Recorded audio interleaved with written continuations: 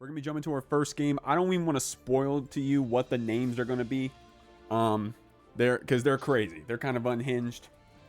Welcome to the Jeekly 49, y'all. This week is gonna be crazy.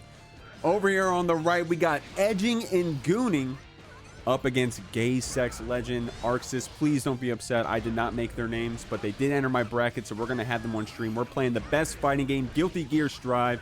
Gay sex over here doing that cross up, that H236 in the corner, man. But both these characters love corner stealing when they can. This is something I believe we've seen a while ago, actually. Might just been back in general, but lmao Elphelt I feel is going to be really rough for Edging and Gooning here, just due to having to deal with flash kick on every single option imaginable. It's gotta suck. I mean, yeah, you always got to be wary of that option, but those Elphelts, it gives them a chance to play that level 2, that that layer 2, when you got to play against those reversal characters. And right there, sometimes it's just as simple as waiting it out, but if you drop the combo, gay sex says, I'm gonna send it again. Edging and Gooning, ready with that reversal though. Yeah, and you see Zato just trying to use those flash kicks, as I mentioned before, just on every single option imaginable, just because of how well it deals with Elphelt, but maybe a bit of a missed time either, or Edging and Gooning just definitely taking advantage of a bit of a, not catching there. Oh man, great wall splat there from gay sex. Only on a pixel there, but able to get that OTG on the 236S for that pickup. Edging and Gooning only had one more hit left to take that round, so we were able to take it with that Pine Berry. These names, dog. I regret it. I'm gonna be real, Medikit. I'm gonna break the fourth wall. I regret it. I should not have picked this stream match, but we're in it. We're locked in right now. It locks in indeed, as we see a nice little confirm there on the aerial. That's something about Elphelt that's kind of nice, is if you land that little bit of a projectile, you can still confirm on the landing, just to do how long that projectile stays out, and the amount of hit stun you have off that. Kind of a checkmate situation here with that bomb vest, but not dying just yet. Great stuff there from Gooning. Great stuff. I mean, what I like about Gooning is how patient we're playing. Able to, we're not too worried about trying to figure out what's going to happen with that flash kick or not. Right? It's just a lot of just sitting there waiting, getting a good whiff punish with our far slash with our 5H. Right there, you saw right there. We're really patient. We just say, hey, what button you want to press? 5H is ready for the hit. Good stuff right there. Gooning getting that first game.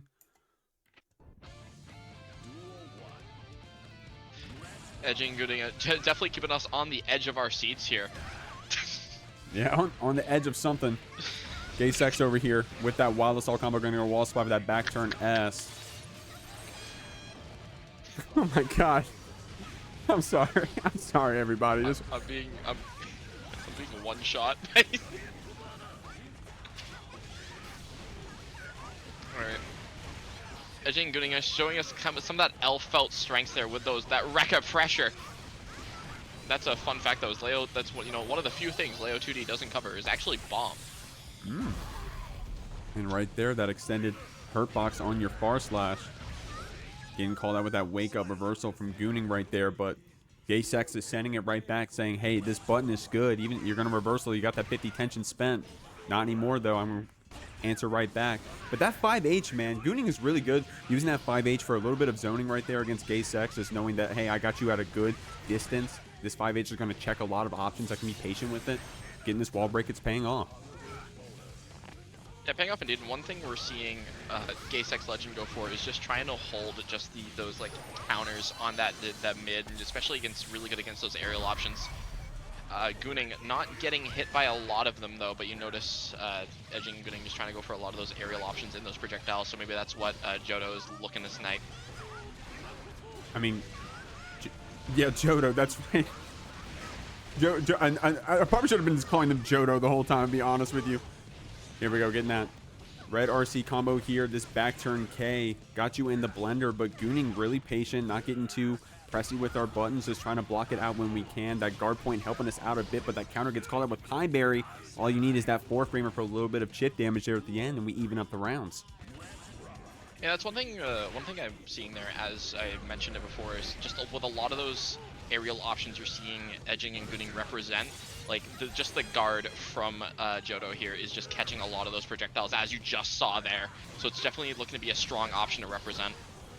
I like that right there from Gay Sex, using that chain shift right there, seeing that Gooning was right above you, able to use that S flash kick. Now, don't want to get that wall broken. Don't want to give Gooning that positive bonus, but that counter hit JS is going to look pretty good here for our Elphelt. A little late on that cross-up setup, so the S Viper does a trade hit. Going to spend our burst because we only need one more hit, but Gay Sex with 100 tension. How are we going to spend it? Spends it just to confirm the routing here. Gets caught by the back turn H. Just a nice little overhead there. And we're still alive, trying to get a nice little parry here. But 6P in a trench coat. Gonna let Jodo take the game. Good stuff right there, Jodo. Noon, thank you very much for that raid, homie. You definitely came in at a weird time. I'm going to keep it a buck. I'm going to keep it a buck with you. As Shriglo said, welcome to Gay Sex versus Gooning.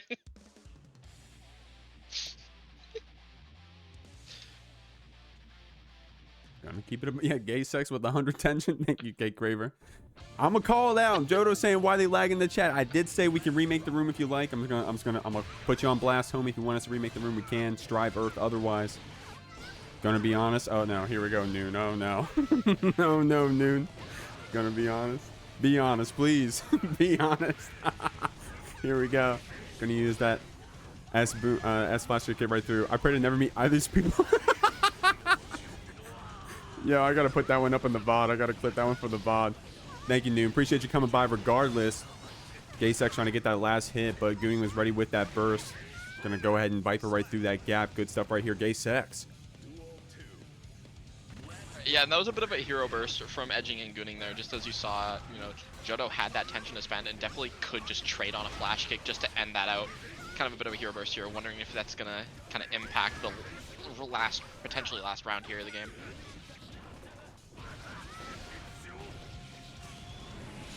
Cashing out that tension. Gay Sex looking kind of hot right now. I swear to God. I swear to God that was on accident. I swear to God that was on accident. Here we go. Too high up with that jump in. Gonna catch it with that back throw. Red RC is all you need. Gonna style out with this Wild Assault combo. And just like that, Gay Sex up 2-1. You heard it here, folks. At the Jeekly 49, Gay Sex is up against Gooning. I swear it's a real tournament. I swear to God. I swear to God. This is a real tournament. You just gotta maybe hang out for a little bit. We gotta get through a few matches. I mean the quality of these matches are looking pretty good right now. Don't look at the ping on Jodo's screen right now. Apparently it's not doing so hot. But like I said, it's a game we play. It's that Strive Earth, man. You die by the sword out here. See Shriggle in chat saying edging. No, that's not Shriggle. It's Gibby saying edging and GG. Clone with a good point. Yeah, Clone, we were talking about that last week. We had a little bit of a broadcasting error, but this time I swear the names are correct according to StartGG. Arxis, please don't be mad at me, homie. Here we go. Wild Assault to pick up that hit on the 6K. The overhead's going to catch Edging and Gooning right there. Good stuff with the guard point to close it out. Gay Sex. Gay Sex is now on set point against Edging and Gooning. Just needs to close that out. Definitely shown to be able to close that out, especially with flash kicks like those. Just kind of immediately putting Elphelt in the corner, but Edging and Gooning just showing to be kind of pretty good at just representing some of the movement options, especially with like options like bomb, just to escape that corner there. It's kind of a rough situation to be in though, due to that vest. Yeah, but I like that Gay Sex just didn't take it lying down. I swear to God, that was on accident. I swear to God, it came out of my mouth faster than I could think. Here we go. Gay Sex getting a great combo right there. Actually almost carried all the way to the wall with that back turn K. That was a cool route, but I see you're pressing. Edging was ready with that wake up reversal. Called you out for it. Evening up the rounds again. Still set point for Gay Sex. Jeek, the line you said to try to justify, you know, the clip end up getting turned to a clip. Thank you, Holly. I mean, for real, whatever gets clips, man. Y'all be watching the stream and not clipping. Y'all freeloaders. I'm gonna be real. We need more clips out here. You like what's happening? You gotta clip it. And I'll put it on the shorts for you. Exclamation point YouTube. Hopefully you guys like the stream and like the clips. Right there, Gay Sex getting a clip of their own, finishing out this set 3-1. Man, we don't get to see this color of Happy Chaos very much, too. StrawHatKid coming out on that orange HC up against Chilynn, playing this Testament. I think Chilynn, I want to say I found Chilynn because she showed up on my timeline once in a Testament cosplay. Can y'all fact check me on that? I don't know. But out here playing the Testament today, we're getting wall splat. No, gonna get that curse applied. Straw Hat playing some pretty solid HC right here. PRC hit confirming that 5D. Got your focus, got your resources back. Not gonna send you to the wall yet. Gonna get all those resources first and get you in this slump loop. Man, that's not fair. That's not fair. Doesn't get that wall slump off that 5D again, but it's a-okay. We don't need the wall slump. We just need to keep you in the corner, and we had the ammo to do that. Kind of a scary situation to have to block HE with all that meter, especially with the, you know, the liberal use of tap dust. And I like that from Straw Hat as well, you know, like saying, hey, I'm just going to do this wall slump. I don't need to do anything too crazy here just to get my resources back. As long as you're in the corner, I'm winning the game. You know, here in Strive, we'd be pretty quick to break those walls, and, you know, normally the correct choice. But right there, Straw Hat using it to their advantage. Of course, Chilynn having an amazing round here so far and blocking out this attempt to get out of the corner from Straw Hat. That at the ready whiffing might be a really unfortunate scenario here, but kind of able to stabilize there off of getting that nice little reload in neutral. Definitely still scary because, well, you do have to deal with that, you know, just the crossover at little 2K there just to close that out. Evening up the rounds here. And one thing I've seen, Chilynn's definitely got the defense down. Just as I say that. Well, I mean, Chilynn also had a really cool meaty, like, aerial 236H setup back there, too, which was sick. Using that cross at JK, but Straw Hat was wise to it this time. Gonna catch you with that crow. It's always nice when you get that crow raw like that. Try to follow it up with the 5K. Couldn't get it that time, so we're back to neutral here. You know, what we just saw there from StrawHatKid, I don't know if you saw the posts Louis Shregler was making about Sammy. The content mod. There's someone requested a whiff gunshot counter. Oh man. Here we go. The Happy Chaos downplay always comes out in some form. Straw Hat right here with that burst full screen, of course, has the life deficit here. Got you in that Arbiter. Tsukiyomi, I think we tried to go for another one, but Chilynn accidentally got the 2H input instead. Straw Hat with the same side on that J2K is going to get a wall splat super. All of a sudden looking pretty good for this Happy Chaos. Still not the round though, and Chilynn does have a lot of tension to play with. Yeah, Super PRC is definitely an option here, and which is why I think you saw StrawHatKid just go for that steady aim. But unfortunately just not able to close that out. Gonna let Chilynn get up a game here. Man, great stuff right there from Chilynn. Using that Wild Assault to close that distance just to get on top of you to keep this pressure going. Was probably, I don't think, I don't know if we were going to build it. Yeah, we didn't build the tension off that 236H, so it had to be the chip to win it there, and it was. Luckily for Chilynn, Straw Hat was not pressing that FD button this time, but lesson learned. We're going to take that back into the next game after a really close game one. It was definitely extremely close. It was almost a game-losing kind of drop situation there with maybe a bit of a misinput, but Chilynn just heavily claw it back. See how StrawHatKid adapts though. Oh, I like that stagger. Shot 2K, shot 2K. Oh, and picking you up with the 5P. Yeah, Chilynn says, hey, I don't want to give you that positive bonus too early. Gonna get a counter hit JS. Unfortunately, not a pickup, but we went for that. Was gonna be a wall break, man, with that 5K 6H round afterwards, but not today. This time Straw Hat gets away with it. Unfortunately, trading after that PRC, but we got these gunshots, but out of focus. I think that was kind of a pretty good trade for StrawHatKid, especially just because HC at full screen is especially terrifying to deal with if you have moves with any startup. Just due to the fact, you know, steady aim existing as long with just gun being a common threat. Chilynn able to just kind of lock down StrawHatKid though, and we're seeing Chilynn just run Certified Testament TM pressure, but a quick little gunshot gonna let us escape. Yeah, that was the raw shot too. Talk about missed shots. Straw Hat has got that dead aim. Good time this time blocking that overhead Arbiter. Chilynn getting another trade hit. A lot of trade hits on both of these zoners, man, when we're in each other's face. I like that. Trying to use that Wild Assault to close it out. Straw Hat with the hero burst, but gets punished with that immediate Arbiter there from Chilynn. I think we went for a reload. I'll have to watch that back on the VOD. Oh, choosing to go for that curse there, I like that. Just keeping that corner presence, which we've seen StrawHatKid be able to really make use of, especially against Chilynn here in that first round with those tap dusts. Just trying to get back to that situation. As I live and breathe, as I say it, those tap dusts coming out, sniping Chilynn. Definitely need to be aware of those.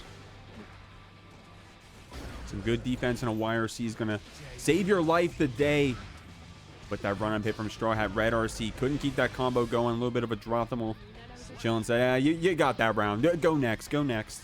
Here we go, evened up here. Of course, Chilynn does have that burst advantage and that game lead right here, but Straw Hat playing pretty solid with this tick throw. Yeah, that's one thing Happy Chaos does really well is that strike throw kind of situation here. As we're seeing, StrawHatKid definitely make use of it. Tries to go for a bit of that shimmy there, but Chilynn with really good awareness. Just not biting and hitting a little bit of a mash, a little bit of a 2P. Ooh, good stuff getting out of there. Straw Hat here with this full screen zoning, but Chilynn also got some full screen zoning of their own. Gonna pick you up with that curse. Trying to catch you slacking on this defense, but we block it out and get that Abare, and now we got you crossed up with that JK. Both of these characters having a really good cross up JK. Mom said it's my turn running corner pressure.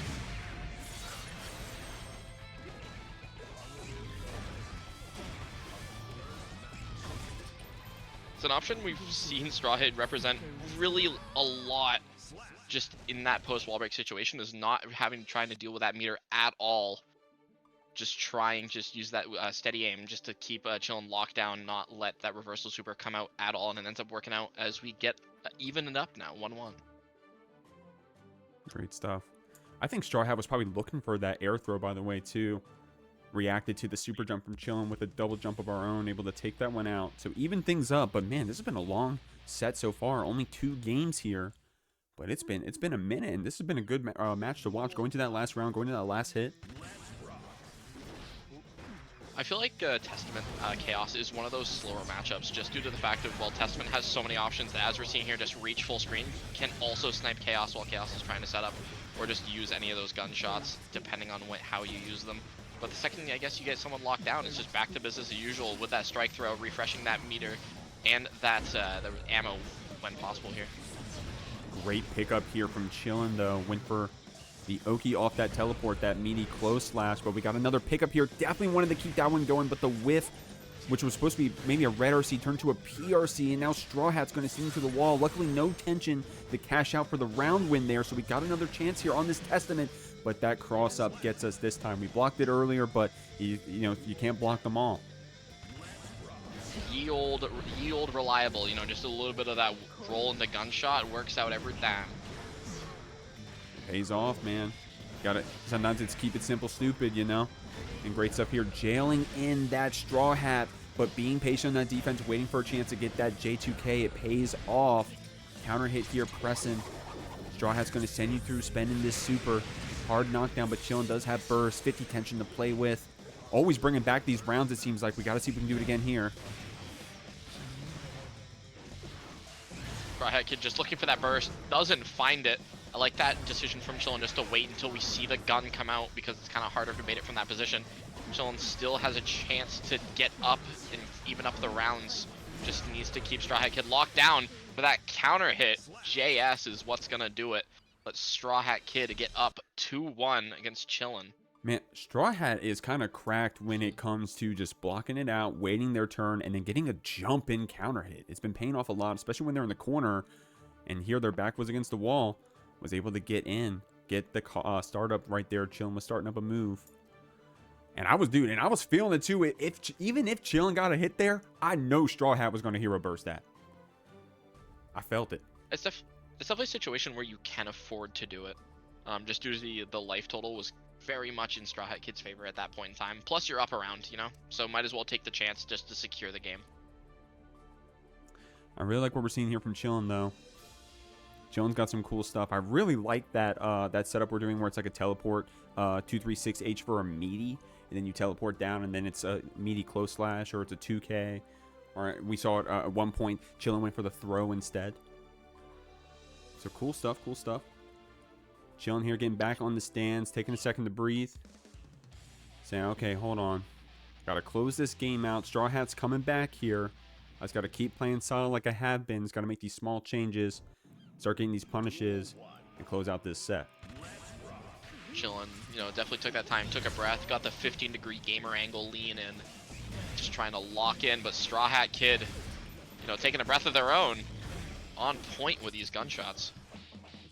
And Jalen in this chilling with that JP. StrawHat did it with the air throw earlier, now doing it with those quick air normals. And there's that jump in. This time not a counter hit, but we're so wise and when to jump in. I'd be nervous if I got this Happy Chaos in the corner. PRC forward, 5P is going to be the anti-air, and now we're gunning you down. No, run-up focus was a very brave decision. Ended up working out because saw Chilynn just moving back, just kind of forced that respect. Ended up working out, get a nice refresh here. But nice backdash on that throw. I know you mentioned Chilynn earlier going for that throw. Not seen it too often, but StrawHat just aware. Yeah, StrawHat aware, forehead coming out here. Gonna get that meaty close touch off the teleport. This is gonna be, oh, nice, a great combo. But StrawHat knew as well, said, hey, I'm about to get the wall broken on me. I want to spend this burst and keep my advantage. At the ready, a little bit of a whiff, kind of unfortunate scenario, but able to just still keep that pressure. Ooh, but nice smash out on Chilynn's end. And that's one thing Testman's pretty good at, as you saw that teleport come out just, again, it's just escaping. Just really when you have that hard out, you can just teleport to it and be like, hey, no thing. Ooh, great press right there from StrawHat. Said, hey, Chilynn's running at me. I'm going to press this 2K, this DLC 2K. If I bought it, I'm going to use it. Going to burst after that whiff 6H. Chilynn trying to get a hit to start here, but StrawHat ready with that anti-air is going to take it. Good stuff. Moving on, 3-1. Alrighty, so our next match is up here. We got EN pound symbol on the Anji versus StitchFace on the May here. And a nice throw starting us out. Just keeping it locked down with that butterfly. It's kind of scary to mash out, especially because if you don't find its mark, you're just going to get locked down. And just keeping it locked down. There's that Street Fighter 6 kind of style of play. Yeah, shout out to the Capcom Cup, man. Now, Ian Sharp out here used to run rampant in some of our earlier Jeeklies. I think, how many wins do we have, Ian Sharp? 2, 3? I think total wins here at the Jeekly up here on this Anji. Definitely coming in. I want to say Ian Sharp used to tear it up real easy back in the beginning for the Jeekly. And then, you know, we started having some players coming in. Ian Sharp went from like 5th place down to 9th place. But then Ian Sharp one time around the 20s or the 30s for the Jeekly came in just clean sweep, y'all, one week. It was insane.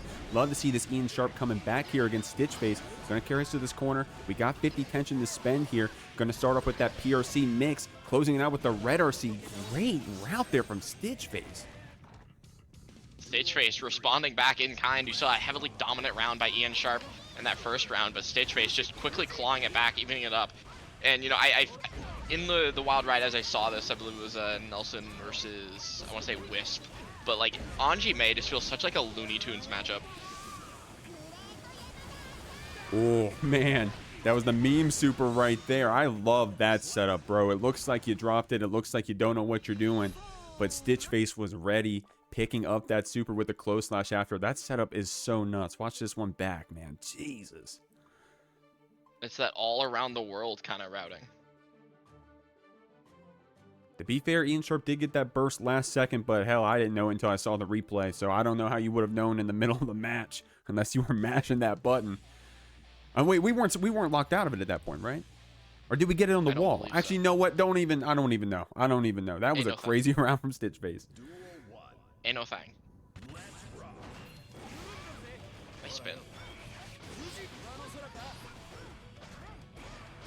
We're just back in this corner. Wonder if it's going to be as dominant a round as the first one from Ian Sharp. Just very good on that Anji offense. Yes, it is. Ooh, oh my god, Ian Sharp with a quick one right there. Good stuff right there, Ian Sharp. Anyone know that Ian Sharp copy pasta? Ian Sharp had a friend come in one time and had this moto for Ian Sharp. I gotta remember something about being sharp. I don't know. Here we go. StitchFace with some good FD blocks on this wake up. You know, I'm gonna be honest. I heard like Ian Sharp being sharp, like in the house like carpet. Is that the kind of vibe we're going for? That sounds good to me. Sounds good to me. If I can't remember one, we're gonna make one up. So here we go. Ian Sharp deserves a copy pasta here with 2 quick rounds back to back. That first one being a perfect, and that second one just being some solid pickups. Using that wild assault to close out the round after you got that hit. Good backdash right there on that meaty from StitchFace. And then we close it out. Ian Sharp with that quick red RC after the low. Close it out. Yeah, that's definitely a scary scenario to be in, just because, well, you block the low, and then you're maybe just thinking, oh, okay, what's happening next, you know? But the fast RC there, into that little 2S. Fast RC options, especially after what is typically unsafe, always kind of spooky to deal with. Oh, that would have been sick if that picked up, maybe on counter hit, using that needle burst to try to keep your pressure, but unfortunately that jump is going to make you go into the corner. I love that from Ian Sharp. You know that was a reaction. That 5P said, no, you're not charging that in my face, homie. I'm awake. I'm awake. I'm going to take my turn back with this 5P, spin through your dolphin, and I'm going to send you through the wall as well. And that's what's going to be the catalyst for Ian Sharp taking the first round. Insane reaction. Getting that side swap off that interaction was so important. Man, that was a good round right there. StitchFace with some good blocks here, man. And right there, try to get a pickup after jumping, but unfortunately, Ian Sharp was ready with that defense. Said, oh, I got a whole block on this one. Luckily, didn't get punished. StitchFace trying to get out of this corner with that burst. Good clash cancel. Ian Sharp 6P in that volleyball. Great heads up answer right there. PRC to turn it into an overhead. And now it's a one-hit situation. Great block on that double overhead with that red RC. Ian Sharp loves those. Quick little Rin's going to let Ian Sharp get up 2-1 in a very convincing fashion against StitchFace. And I know you were talking before about Ian Sharp having those really good blocks, but I also want to point out just Ian Sharp having that amazing awareness, just, you know, calling out any dolphin attempts, any attempts to really escape, just keeping StitchFace in that corner and not letting up. Yeah, you cannot get out of the corner here against Ian Sharp, man. You cannot. Take your time setting up that beach ball. They're going to 6P and then spin right through it. Oh, my God. You may as well give a teleport to this Anji. A little teleport indeed. You know, I feel like just give a Testament teleport. I feel like that'd work. Keeping that wall break simple right there. StitchFace. Going to have to get something started. Try to get that run up. Right there, Ian Sharp going to spin through. Got an anti-air after. StitchFace saying, hey, I just got to get out of this corner. But Ian Sharp said, no, it's still not your turn. It's still not your chance. I got to wake up parry, man. Ian Sharp is a bully out here. I am pay $60 to block. That was an insanely nice burst bait. Nice routing here. Doing that extra fusion just to get that bit of meter. We have 50 to play with. Gonna let us BRC do that BRC drift forward, which actually beats a lot of slower options. You kind of just have to be ready for it or play a bit more passively there. Ian Sharp definitely playing anything but passive, playing really aggressive out here. Gonna get that pickup after that whiff throw. StitchFace getting something started here with those overheads getting blocked out, but we did get a pickup. We do get a red RC. Waited a second there, seeing maybe if Ian wanted to burst. But we're going to get this wall break. Great stuff right here from StitchFace. It's looking like a May round all of a sudden, but we got that BRC to play with. Great 5P to check. That's what I was talking about before, where you just have to play a bit more passively, just get that quick little route. But don't matter, because Ian Sharp doing a nice little burst bait there, closing it out 3-1. All right, y'all, we're getting into our next match, but before I even say anything about the players, I gotta point out this $150 prize pool. Marky came in and said, hold on, y'all. I'm here, y'all. I'm here. Marky, you're here earlier than normal, man. Coming in with that fat contribution. Thank you so much. Making that prize pool $150. And these players are still early in the running for that prize pool, y'all. We're only here in winners round 2 of the Jeekly 49. Roiyariti here on this Faust. Didn't realize we were going to get a Faust on stream today. Kaneda, of course, resident here at the Jeekly playing that Sin. We'll have to see how they do. We're seeing Roiyariti just having that really good just awareness with that Faust crawl. Getting a nice punish on that Cindy, just playing a bit more patient. Ends up paying off. Gonna break those shins, man. You know they say it's actually better to break your bones when you're younger, because it's easier for them to grow back. So Sin only being what, 9 years old, it pays off. Well, it's not only that, you know, they're going to heal back faster. You know, if you look at the tagline, what is he, the ever-growing, like, wild boy or something like that? True. My man about to be 6'6" next year. Not that he's far off from it right now. Of course, that Faust towering over this Sin. Going to get this wall break with that overhead. A lot of bursts built up for Kaneda here. Roiyariti, man, playing solid as hell on this Faust. Great job blocking that hoof stomp, but this tick throw comes in after our stamina cancel. You're not going to get caught with these overheads. Roiyariti showing you, hey, I actually can react to this shit. able to escape. What a scarecrow PRC, just escaping, not letting Kaneda keep them locked down. That trumpet item eat might be important, especially on this low a life. We'll see. Oh man, Kaneda has not gotten the overhead yet. Roiyariti with some amazing defense, and that time teching the throw. Dude, the defense from that Faust in that round was insane. That was insane, just as you said. What defense? Just teching that throw out of nowhere. I didn't even think there was going to be a throw coming. Ends up working out. Yeah, that is crazy, man. I mean, so of course Kaneda got that throw earlier after saying, hey, I did 2 hoof stomps in a row and this guy's eyes are open. He blocked both of them. I got to start throwing him. But then when you start teching him too, oh my God, personally, I'd be like, damn, how do I open this guy up? Of course, it was only the first game, so we'll have to see. And that's got to be something like that comes to the mental as well as like, well, I just can't open him up. Ooh, oh, wow. That was actually kind of sick from Kaneda right there. I didn't realize I was going to connect that 5K, hitting the mini Faust, realizing, hey, I got to give up my turn here with this bomb. If you are closer to the bomb explosion, though, you're technically plus. You technically have that advantage. So I wonder if Kaneda was wise to it right there, keeping their pressure going, picking up with that 6K. We still got a little bit of HP to play with on this Faust, but it's not looking too good. Seen some of that Faust pressure TM. There's that weight. If you've seen any of the Twitter routes that get posted, weight just kind of enables Faust to get so much damage if we get a clean starter.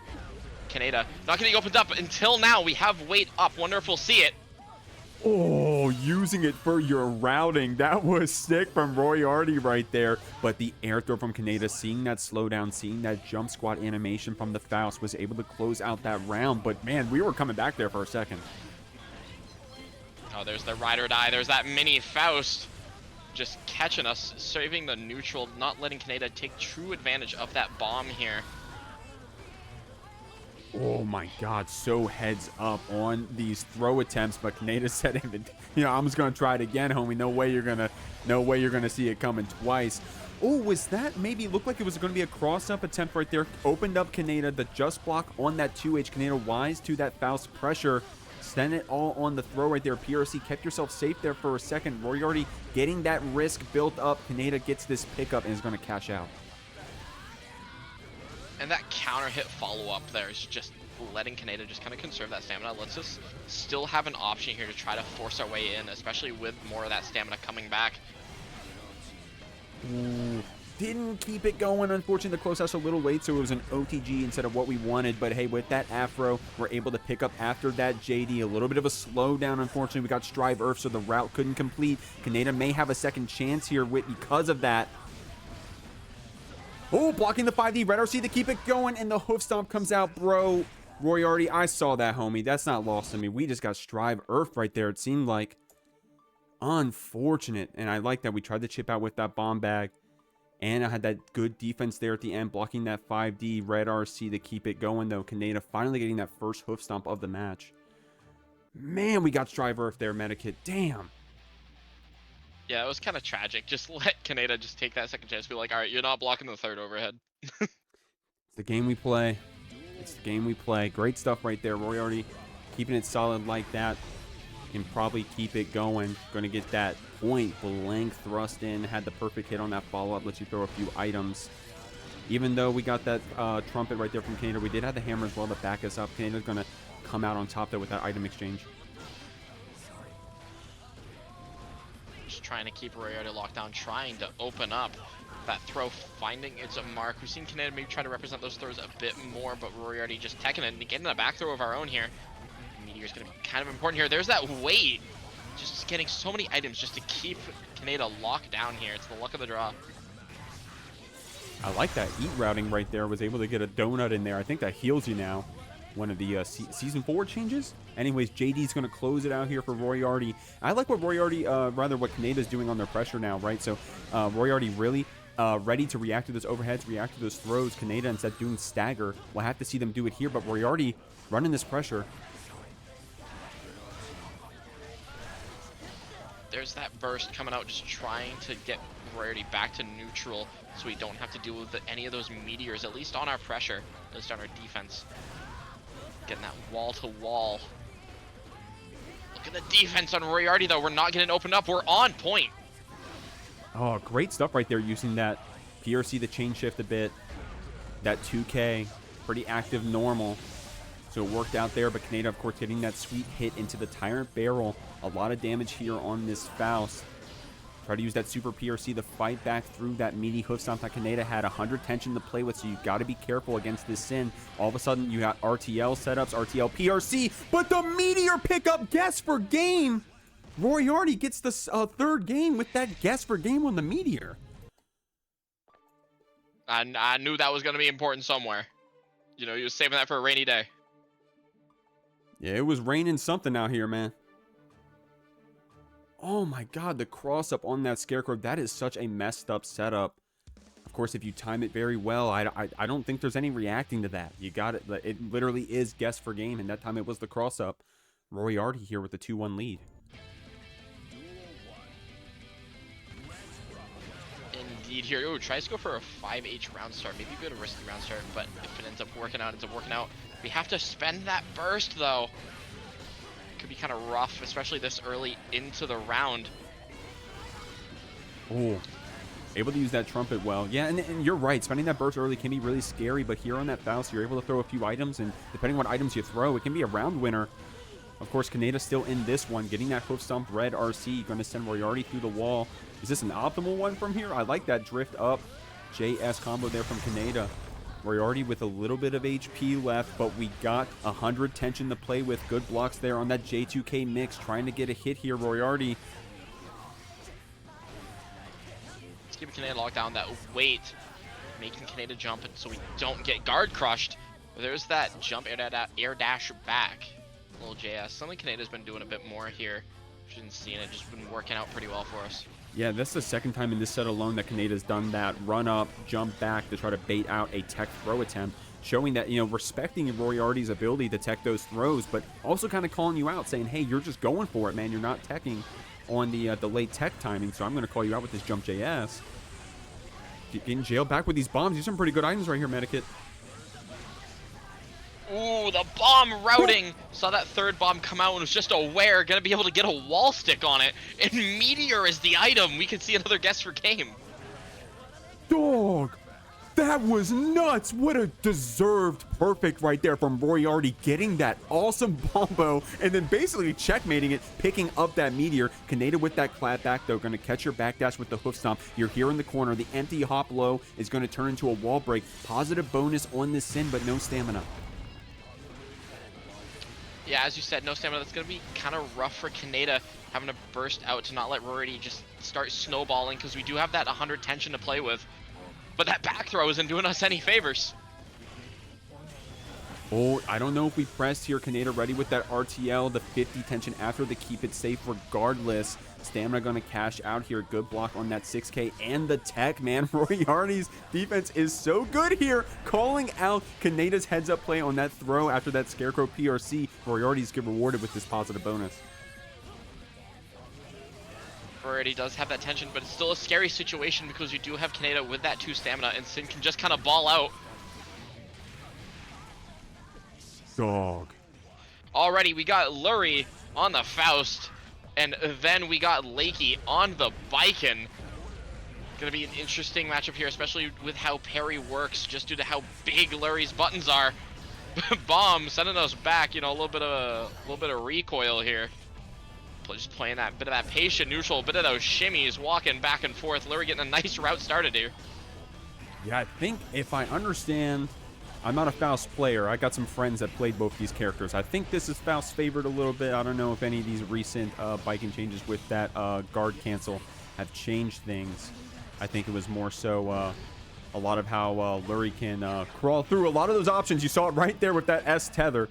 Here, Lakey on a little bit of HP. Will have that 50 tension to play with here in a second. Is going to get a bombo of their own with that 2H starter. Yeah, definitely tried to take advantage of that, but unfortunately just the follow-up whiffing, forcing, you know, Lakey just to parry. Okay. I killed.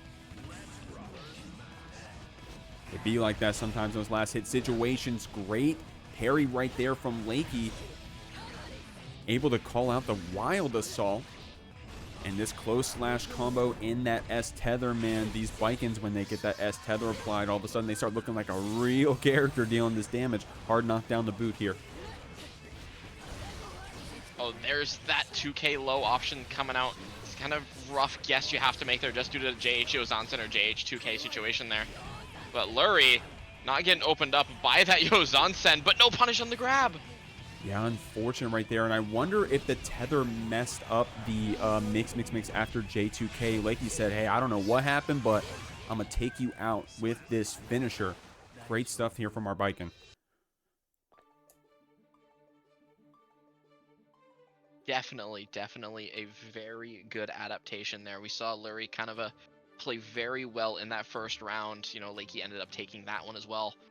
But just really dealing with the Faust very well. Good stuff here from Lakey. Lurry, of course, no stranger for these top 8s here at the Jeekly, man.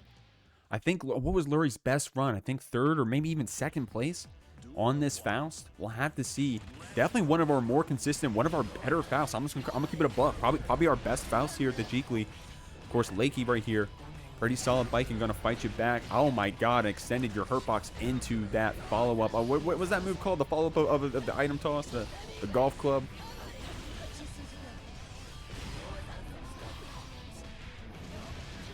We're getting that nice mixing us straight into the corner. Getting that bomb here is going to keep Lakey locked down, but we do have to be cognizant of it ourselves.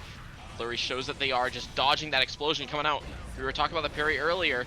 We end up getting a nice punish onto that grab.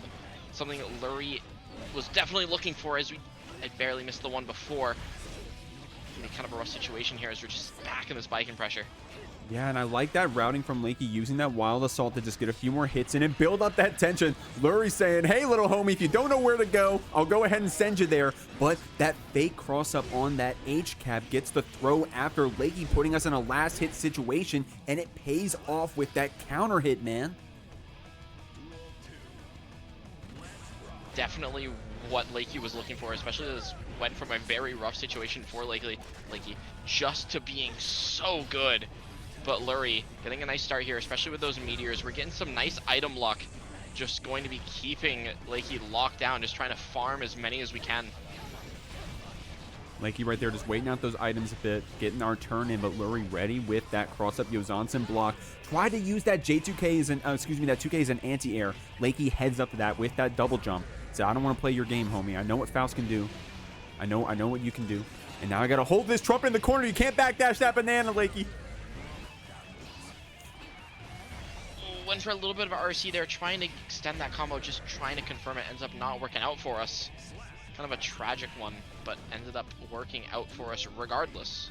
Lurry bringing us to this last round just in time for Logan Jungle to bring in a fat raid right there. All of his viewers are like, wait, this ain't Briar. There ain't no feet on the screen. What's going on, Logan? Appreciate you coming in, guys. This is Guilty Gear Strive. This is the Jeekly. It's a weekly online Guilty Gear Strive tournament every Friday with minimum prize pools of $50. As you see in the bottom left corner, we're playing for $150 tonight. This is a real tournament out here. Lakey trying to keep their turn with that burst. Lurry on a last hit situation. After that throw, we use our red RC to confirm it. And Lakey moving on so far in this set, 2-0. Lakey just looking so dominant right now. Lurry just needs to find something that's going to end up working out. That's a nice burst, as we're seeing in that replay there, just kind of forcing Faust just back in that corner, keeping that presence, and just grabbing the win. Mechanism said I'm falling for that comment about the Briar feet. Hey, we're Guilty Gear Strive players out here, man. We're no strangers. Have you seen Ramlethal? Go look up Ramlethal Valentine. Tell me you won't be happy with that one. Here we go. Lurry out here got that afro applied. Going to take a second to back up a bit to see if Lakey wants to burst, but Lakey waiting so that we can actually get the corner push with the burst instead. Picking up that 2H, trying to use these tatamis as a meaty right here. Lurry able to get out of this corner with some really good items. What a 6H there, just either aware that Lakey was going to go for that backdash, ends up sniping it for a nice reward here. And that RC saw that little guard cancel parry there, was trying to catch an option. RC's going to let Lurry take the round, still alive. Lakey just out of the range of that bar slash from Lurry. That's the way you got to play here on this Baiken. You see a lot of HCAV, a lot of that tether right there, just out of the range of that bar slash. And you have to, man. It's kind of hard to get in on this Baiken unless you're doing that air dash JS. And Lurry, too good of a player for that shenanigans, I'd bet. So we got to see Lakey here in this corner getting counter hit, using that Scarecrow PRC to confirm it. Lurry going to get you with this wall slump setup, pseudo wall slump with the item tosses. But Lakey all of a sudden on top here with this tether.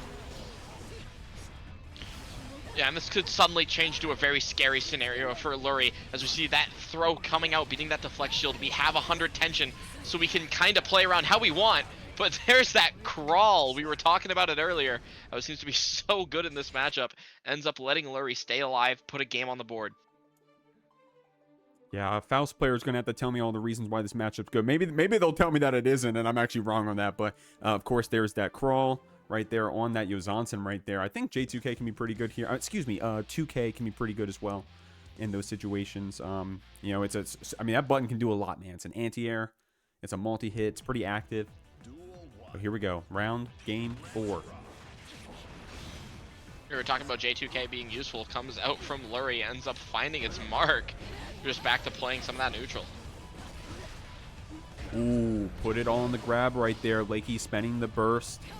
Saying, okay, I don't want to give you too much of my HP. We're going to get on top of you with that Wild Assault 2D. Lurry keeping it simple out here.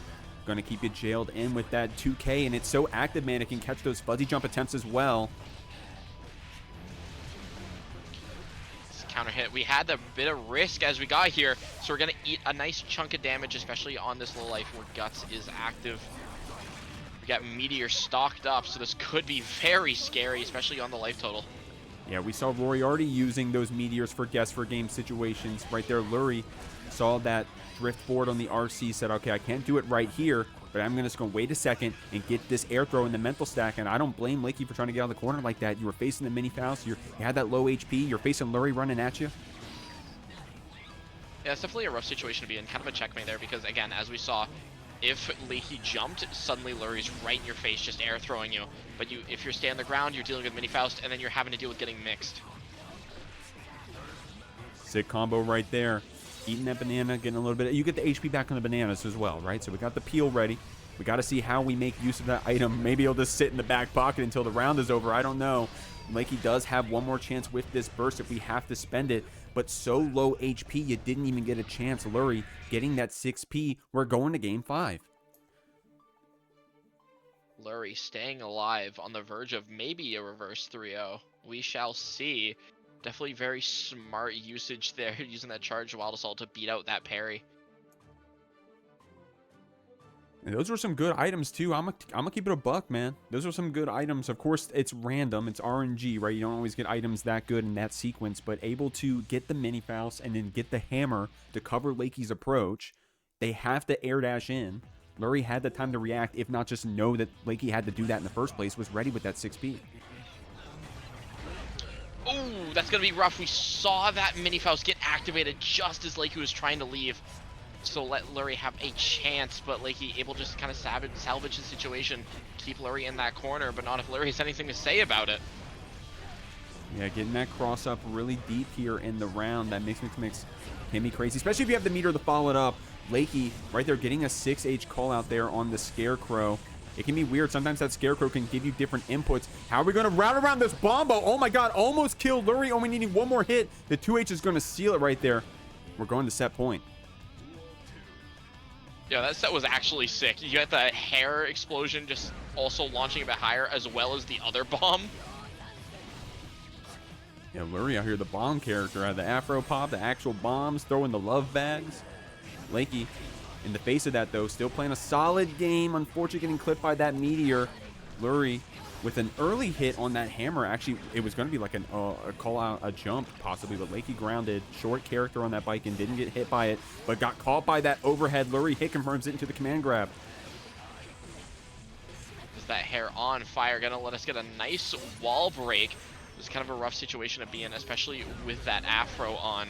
But Lakey just calling out that BRC forward. It's going to let us potentially have a chance to stay alive here. It's kind of a scary JH whiff. That Faust 6P haunting every Faust player's dreams right there. Not connecting there against Lakey. Lurry on a pixel. Playing it safe there against that bomb that could have taken us out. Unfortunately, once you have the afro like that, I don't think you can crawl Yozansen anymore. I don't know if that's what happened, but Lakey taking us to the last game, last round. What a close set. There's that parry coming out. Nice timing on that 6H. Seen some amazing defense from Lurry here, especially with that crawl, just kind of aware. We've seen Lurry, again, it just keeps coming out.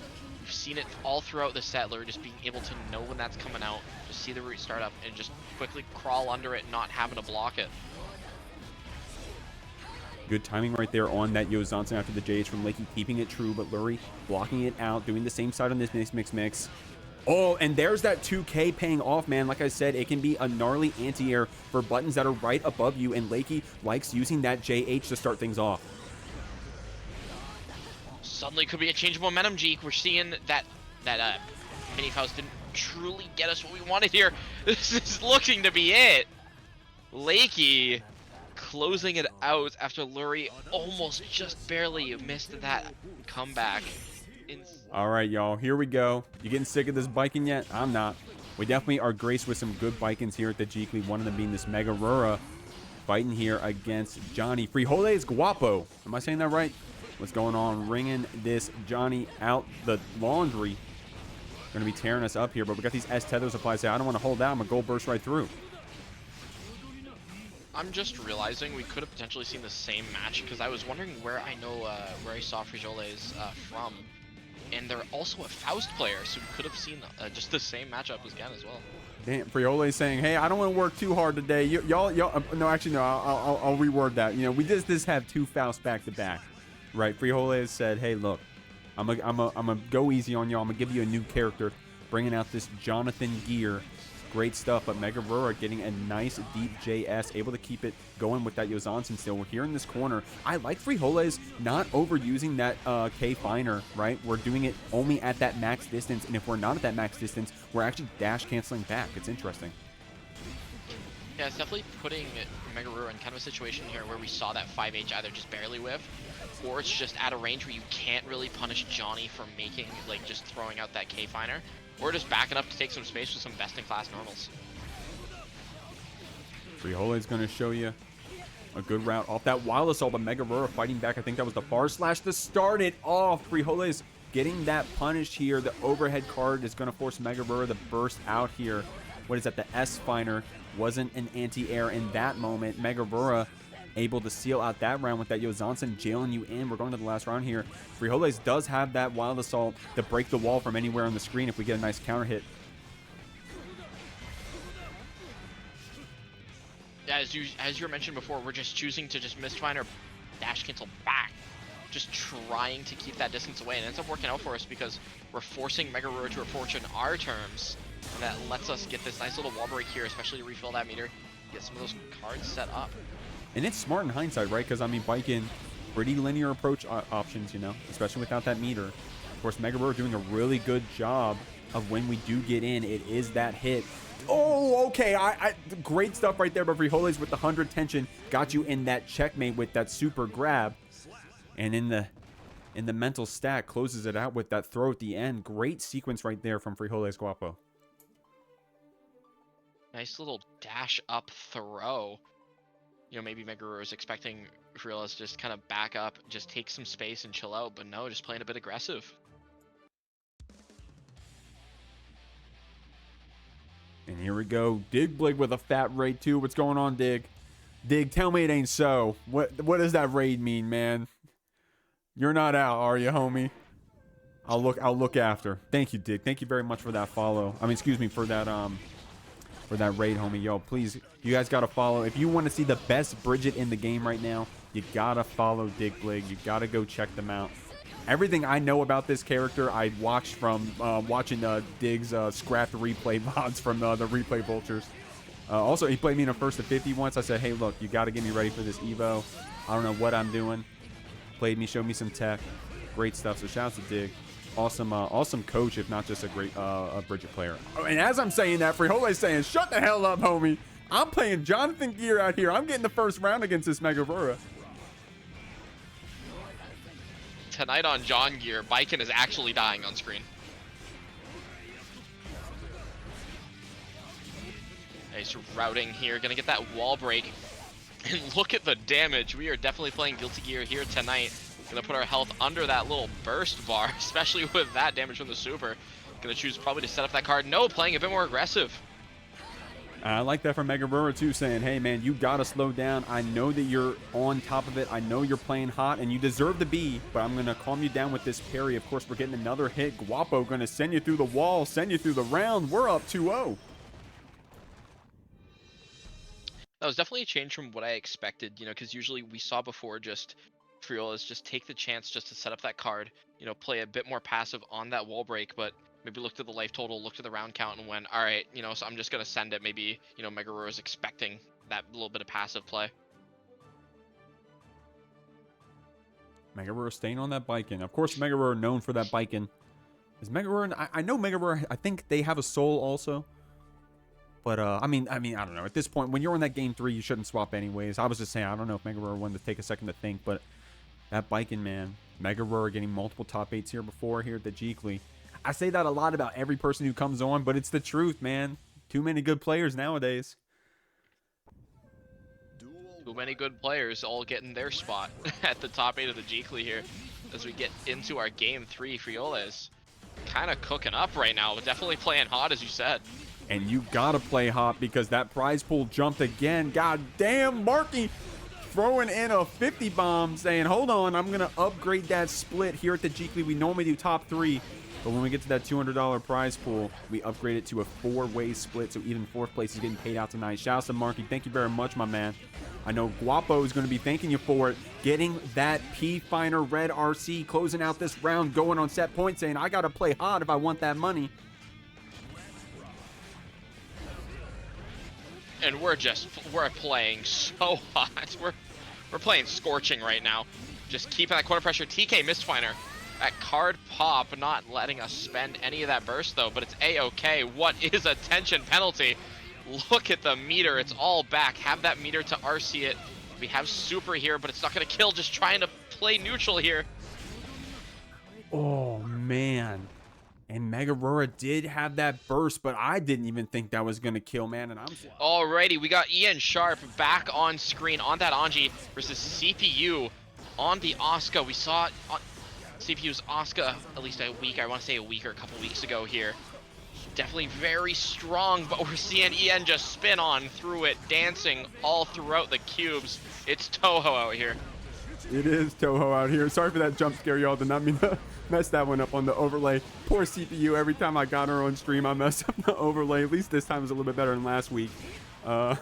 Anyways, here we go. Ian Sharp back on the screen. We did see them earlier in the tournament. If you're just skipping through the VOD, you got to go back and watch that Ian Sharp game. Had a really solid performance against against StitchFace.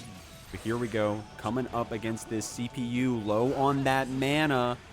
One more hit's gonna break it and probably kill. Yeah, Ian Sharp getting that PRC overhead, closing out this first round. Just quick little overhead from Ian Sharp, just taking that round from CPU. Just waiting on that deflect shield. What awareness from Ian Sharp, just playing this offense so smart. Just keeping CPU locked down in the corner. It's like deja vu over here. And CPU not getting too crazy with any button presses, not getting too crazy with our barre or anything. But it's paying off for this Ian Sharp, cranking that risk rather. The mana getting spent out.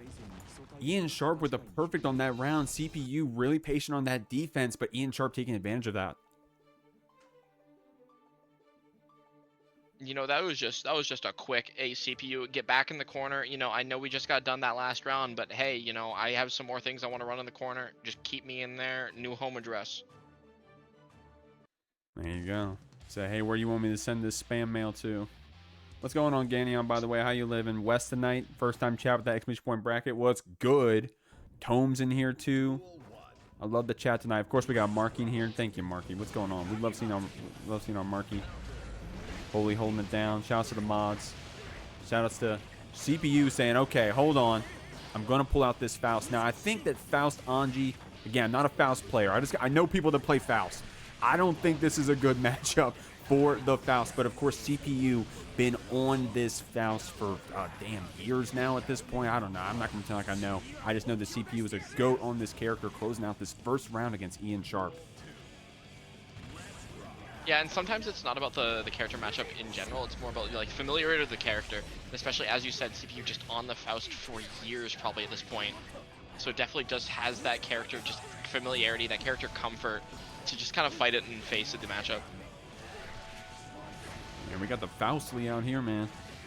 Marky, I'm sorry, I don't think I can call it the Marky. I think I got to call it the Faustly. We got 3 so far.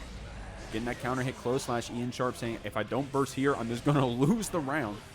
CPU with that meteor, it's looking good, but we're able to recover in that spin. Trying to play some ping pong. That 2K not reaching. Ian Sharp having enough time to try again, though. Try to get something started with that overhead, trying to swat you out of the air, but CPU with that JD closes out game 2. Yeah, and that's such a reversal of the first game there where Ian Sharp was so strong. CPU just very quickly be like, hold on, nah, you gotta face the Faust. You know, you beat the first raid boss, now you gotta beat the second one. And I wouldn't be surprised if Ian Sharp, you know, made a pretty solid run here. Of course, CPU getting top 8 at last week's Jeekly, and here we are trying to qualify for top 8, I believe, if we're looking at winners round 4, y'all. We're flying through this tournament. I think all the matches here are people trying to get on that winner's side for that $200 prize pool. CPU and Ian Sharp showing that they can do it. It's a nice spin there, but you gotta watch out. There's that ride or die. Just not letting that butterfly take full effect. They're not locking down CPU as much as Ian Sharp probably was looking for.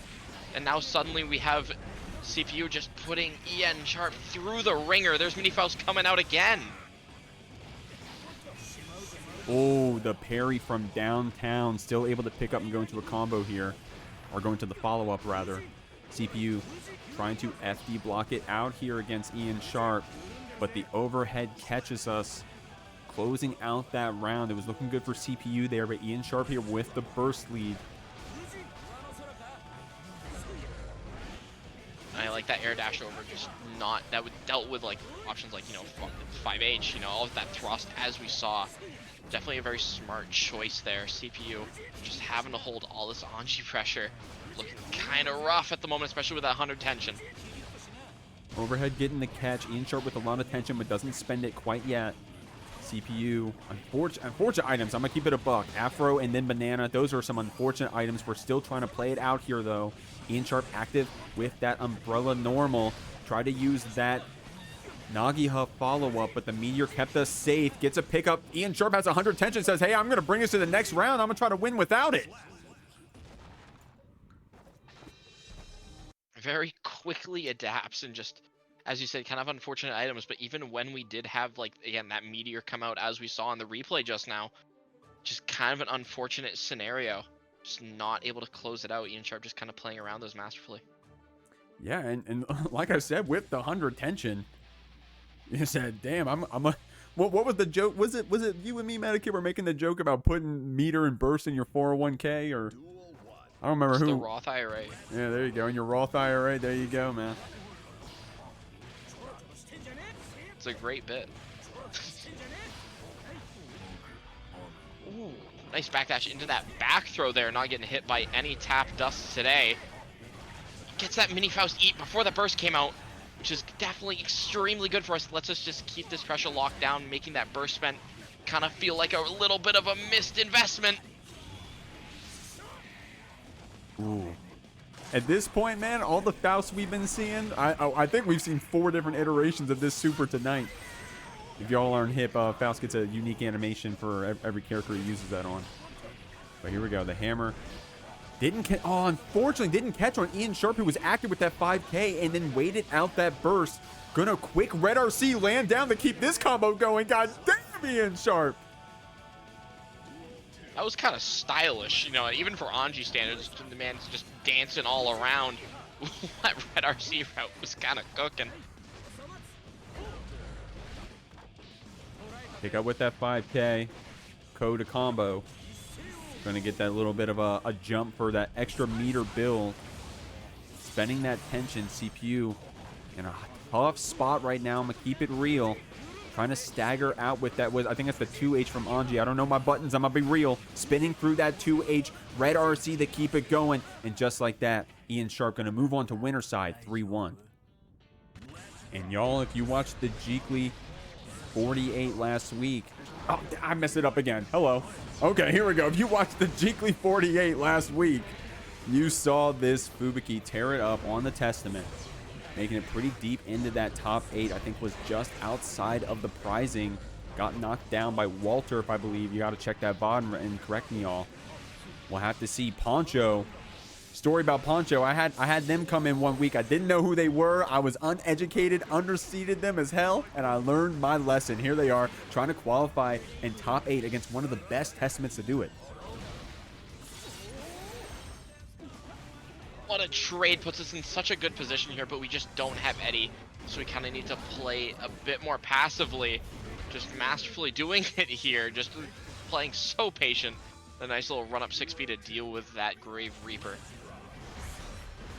Great stuff. Fubuki saying, hey, it's my turn to play, and if you're not going to let me, I'm going to force it with this Wild Assault. Beating out that Eddie with that 236H. Gets that really deep air-to-air right there that turned this into a combo against Poncho. Unfortunately, didn't get the pickup on the JS, so we fight back with that 6P and bait the YRC. Poncho with some really good heads-up reads on that defensive mechanic usage. That Eddie meter all coming back. We can just try to loop this pressure. Fubuki escapes though, not getting opened up until that tap dust comes out. Was able to defend until that Eddie meter was gone, however, so we're not going to eat too much damage for it. Got that low Arbiter. I like what Fubuki does with that.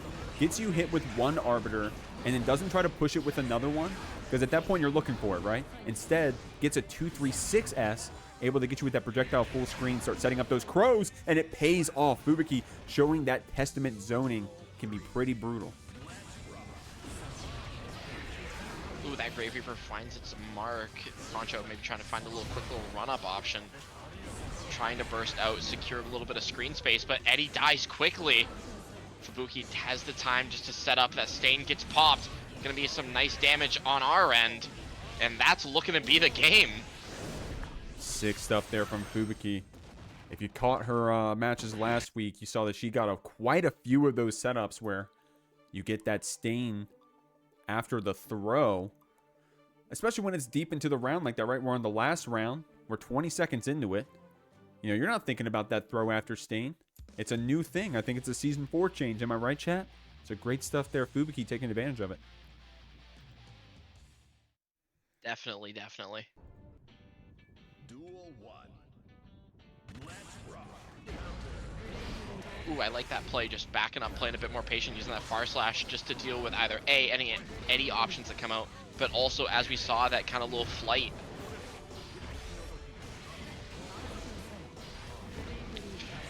Cool stuff right here from Fubuki. Got you with basically an anti-air 236S. I mean 214S with that low Arbiter. I think caught the recovery frames of Poncho. Poncho trying to get something started here. Great block on that overhead Arbiter. Getting the Stain applied though. Fubuki, oh my god. Okay, said, hey, the throw works. I saw in the last round it works. I'm going to do it again. Oh, and there's that crow coming out. Killing Eddie. Suddenly, Poncho in kind of rough position, but ain't no thang. Flies over. Spirit Airlines coming through, sending you back to the ground. You can keep your bones. Hold all of this pressure. Yeah, Spirit Airlines saying, Fubuki, your scythe does not fit in the compartment. You're going to have to pay a $100 fee. And here we are trying to get some started with that 2S into the frog. Oh, that was a cool setup right there. Maybe trying to call out an anti-air attempt or a press after the frog. Ended up using the super where Eddie was. That was cool. I like that. Yeah, definitely let us just keep that Eddie pressure going, because as we saw, Poncho just keeps clapping, giving Fubuki a round of applause, but also just piercing over and over. Oh, getting basketballed around full screen by that Arbiter, and then Fubuki gets the pickup. Try to get the burst bait as well. Heads up right there, but Poncho wise to the tricks here. Too good for his own right out here in the Zato. Said, hey, I'm not going to fall for that. Oh, holding on to that burst. Poncho said, hey, you what? I'm not giving you my burst. I may give you the round, but I'm not going to give you my burst. I may die, but I die with dignity and pride.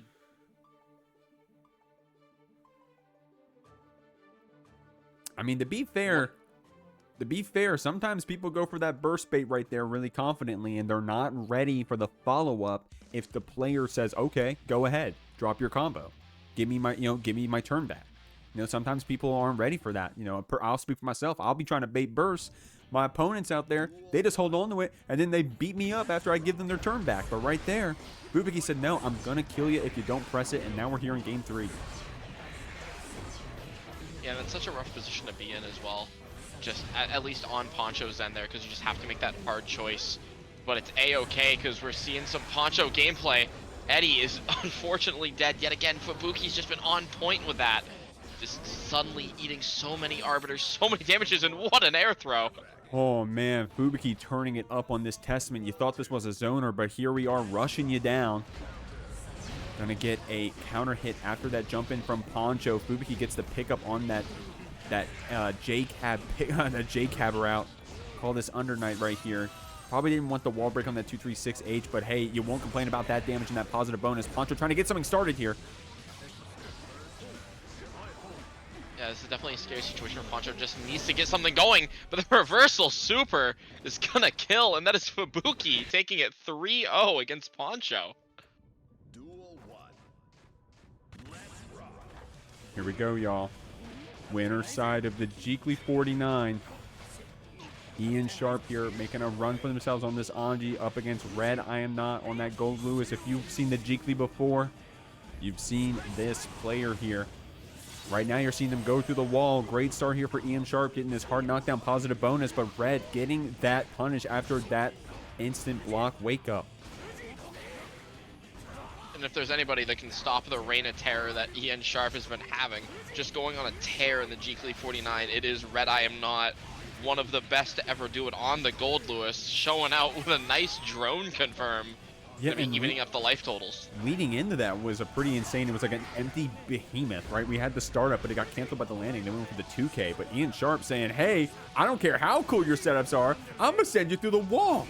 Not enough to kill. Went for the optimal damage there with that overhead on the Ren follow-up. Ian Sharp holding on to that burst. Red was trying to take it from you on a pixel. Able to close out that first round. But, man, that was a good one to start us off. Very good indeed, and what ended up happening was actually what we had been talking about earlier, where Red just tried to go for that burst bait, Ian just not biting. Red ended up just dropping the route, but Ian unfortunately just getting counter hit for trying to press get out. Dome's in the chat saying this character is so broken, man. Which one? Depending on who you ask, man, I'll be getting messed up by these Anji sometimes, and I'll be saying, what the hell is this character doing right now? Of course, right now, Red's showing you, trying to be closing you back with that drone, blocking out that parry from Ian Sharp. Gets this pickup after the 2S.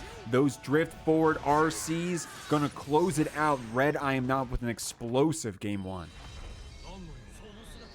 Definitely very explosive, and that could have been a lot scarier for Ian Sharp. We saw that parry get blocked out before. Just unfortunate that that drone, made that route not possible, but Red just closing it out regardless.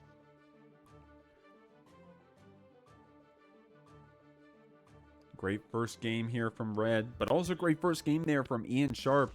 We were commenting Ian Sharp in their previous match on stream was playing pretty crazy with some awesome Anji combos, some that I don't think I've seen yet, especially that fast RC down pickup with close slash. We were seeing that there for a second. We have to see some more of it in these coming games, but RedIAmNot with a good start. Good start indeed, but there's a good start on the slide. Dodging anything Red wanted to do. That's something we've seen Ian Sharp be very good at, is just those spins of those Frijoles, just dancing around and dodging anything their opponents send their way, especially with that drone sniping the startup. Suddenly, it's looking like it's all Ian Sharp. Great stuff here from this Anji, man. He's so clean at spending that tension. When we got those wall splats, good stuff there from Ian Sharp. Gets the run-up follow-up, says, hey, I got 50 more tension to spend. I'll show you I can spend it again. Not enough to kill, though. RedIAmNot can play back here with this 50 tension. Doesn't find its mark. Ian Sharp playing patient outside of the spacing where that super was gonna hit. Able to just clear out that round. Needs to do it again, though. Using that spin as a pseudo anti-air. I like that. Good just blocks here from Red. Familiar with that Anji pressure. If you've been playing this game since the release, you know what Anji's doing with those Rekkas. So great stuff, blocking it out. Gets the same side right there. It was blocked, but the follow-up takes it. RedIAmNot evens up the rounds here in this game, too. Very good. There's that spin coming out again. Ian Sharp just on point, especially just with how good that is. But JD is also insanely good. Man, like I said, that spin is a pseudo anti-air. Can be pretty good against those very active behemoths. Going to send you through. Or rather the recovery, right? Because it puts you in recovery state. But just blocks coming out here from Red. Try to use that 2P to fight back. But Ian Sharp ready to spin right through it. 5D is going to be the mix. I don't think you'll have the burst in time to get out of this corner. But Ian Sharp, knowing that it wouldn't kill, instead went for this projectile setup. And there's that situation we had talked about before. Again, Red just trying to go for that burst bait. Ian Sharp not biting until later. Red, however, just able to close that out regardless. It's deja vu. Man, I wonder... Do we have 50 tension? I wonder, maybe Ian Sharp thought that that wasn't going to kill and instead went for the projectile setup on Red's wake up, but was ready to send it with that 50 tension to super right through. Red rewarded for that call out for that super wake up and is now up 2-0 here on winner side. That's definitely a position you want to be sitting in, is just 2-0, just definitely a very strong player, but that lets you just keep some of that, you know, give a little bit of a buffer.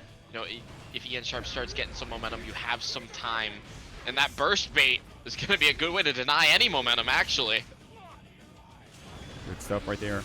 Linking in with that 5K.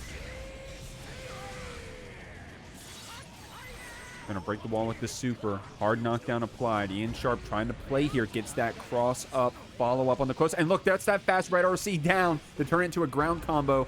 Couldn't keep it going. We went for the reset instead, and it pays off. We get a pickup and a super. There's some nice damage on that super. Just look at the red. And that's Ian Sharp taking the round with a quick little hit on the wall break. Looking to get a nice round start here. Just goes for that far slash. Definitely a good option, especially if Goldlewis is just going to be playing a bit more passive. But we're throwing out the guns. It's an American pastime. There you go. Yeah, Red said, hey, I'm good at catching those backdashes with the minigun. I'm not scared to do it. Ian Sharp getting the wall broken on us right now. Luckily was able to live. Does have that burst here. Not going to spend it, though, wisely. Going to take it into this last round, but it is set point for RedIAmNot. Ian Sharp just needs to find something. Needs to find that adaptation.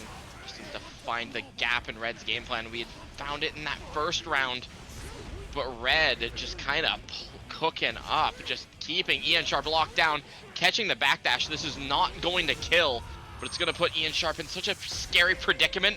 It might honestly be over.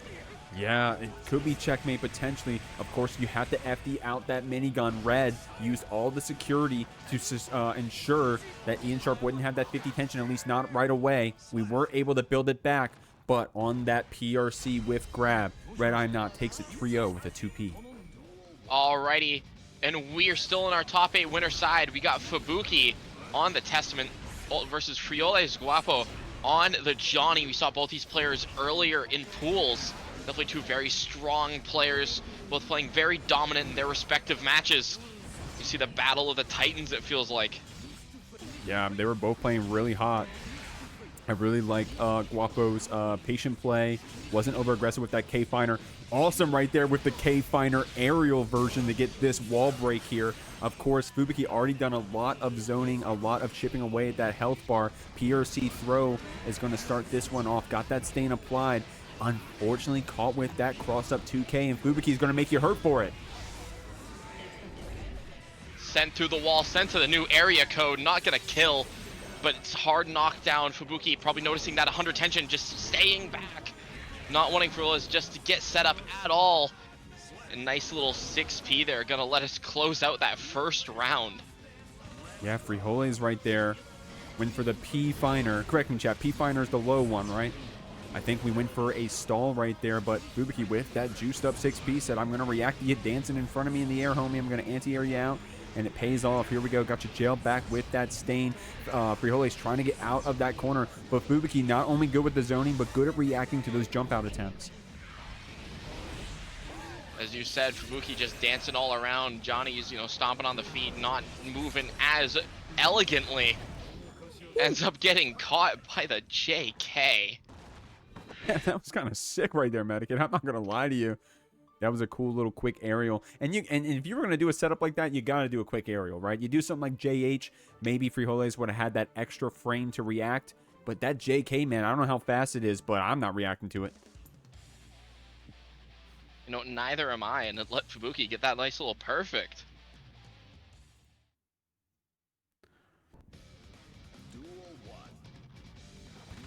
Fubuki coming in hot. I think last Jeekly was her first. Played really well for herself. If you guys haven't, if you're watching the VOD skipping around, you got to go back and watch that Fubuki game from earlier. It was a hot one. Here we go. Going to send Frijoles through the wall with this super. Going to get that stain applied as well. 6H for that extra damage there. Now Frijoles does have 50 tension to play with. Not going to get to use it, though. That stain pop, that Season 4 change on that throw, going to let us close out that first round very quickly. Damn. Great stuff there from Fubuki. But Frijoles going to catch you on that multi-hitting low, getting these cards applied. Fubuki with a really good jump up above the card pop. Didn't get punished for trying to get out of that corner. Frijoles trying to get something started with this K Finer, a little bit more aggressive with it, and I guess you got to be, right? If you got Fubuki charging that 236S full screen, you got to close that distance and get those hits with K Finer. Yeah, especially, but goes for that card super, ends up trading, not finding its mark quick enough to get that invul just to pierce through. But here we are, Fubuki just sending Frijoles through the wall, getting that tension up. Just needs one more clean interaction to try to close that up before the burst comes back. Oh, Fubuki with that super PRC. Frijoles has a chance to spend that gold burst. Now Fubuki very confident here, gets another trade hit on that card super, man. That was twice in one game. Either that was really unlucky for Frijoles, or Fubuki is really good at calling that out with Arbiter. Honestly, it could be, it's a coin flip on which one it is, I'm going to be honest, just due to how fast that card super is. If Fubuki's just like a frame late, I feel like that just kind of messes up. Hey, some would say it's justice out here, man. This Jonathan Gear got a target on his back. But Frijoles Guapo playing awesome, I'd say, so far tonight. Their qualifying match to get up here was a slammer. And earned their right here against Fubuki. An amazing testament, one of the best. Sending her through the wall right now, trying to build up that 50 tension with that positive bonus. There's that card pop, keeping Fubuki locked down. That counter hit Orange Wild Assault, not letting Fubuki use burst. I like the decision to use that super maybe a bit early. Just try to lock out that burst, get that hard knockdown. But Fubuki just backdashing. We're escaping. What a teleport grab. We're moving around, dancing all over. Yeah, that's a messed up setup right there. Of course, Testaments normally go for the 236H, but Fubuki going for the teleport instead. Frijoles recognizing, saying, hey, I probably don't have time to 6P here. I can see that Fubuki's going to jump in on me, but I don't know if I can anti-air it. Great block on that cold burst right there from Fubuki. Trying to get something started here. Just that counter hit. Fubuki does not have burst on deck, so won't be able to burst if we want it, if we get in a rough situation here trying to close it out. But neither does Frijoles, and it don't matter. Nice little counter hit there. Frijoles still alive, taking a round. Great stuff there, Frijoles. Showing some signs of life here. Playing very well for themselves. Trying to keep this Fubuki here in the corner. The K-Finer whiffing, but the Crow getting a whiff punish. And Fubuki taking advantage of that, closing in this distance with a teleport. Here to be confirmed.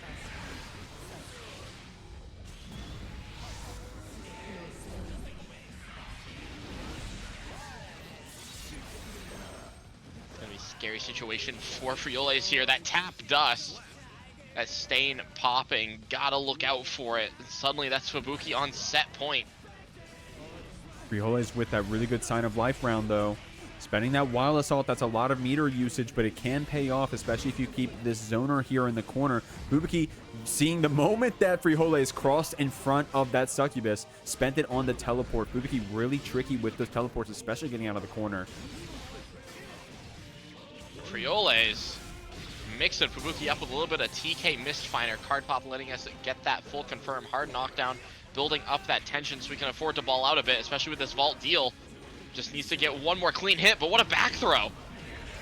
Back throw incident out here, even on the winner's side of the Jeekly top 8. No one is immune to it. Using that K-Finder to be aggressive here. And Frijoles recognizing, yeah, I got the stain on me, so I have to be careful, but I know because of that, Fubuki's going to want to press, so I can get some counter hits with this K-Finder. I like that adaptation here. Great blocks on the low finder here from Fubuki, but you're backdashing the card pop. Just like that, Frijoles gets a game on the board. It feels like we've seen such a switch in the style of play. Before, we saw Frijoles just play this really patient, neutral game with Johnny, just kind of backdashing, you know, you trying to use the K-Finder.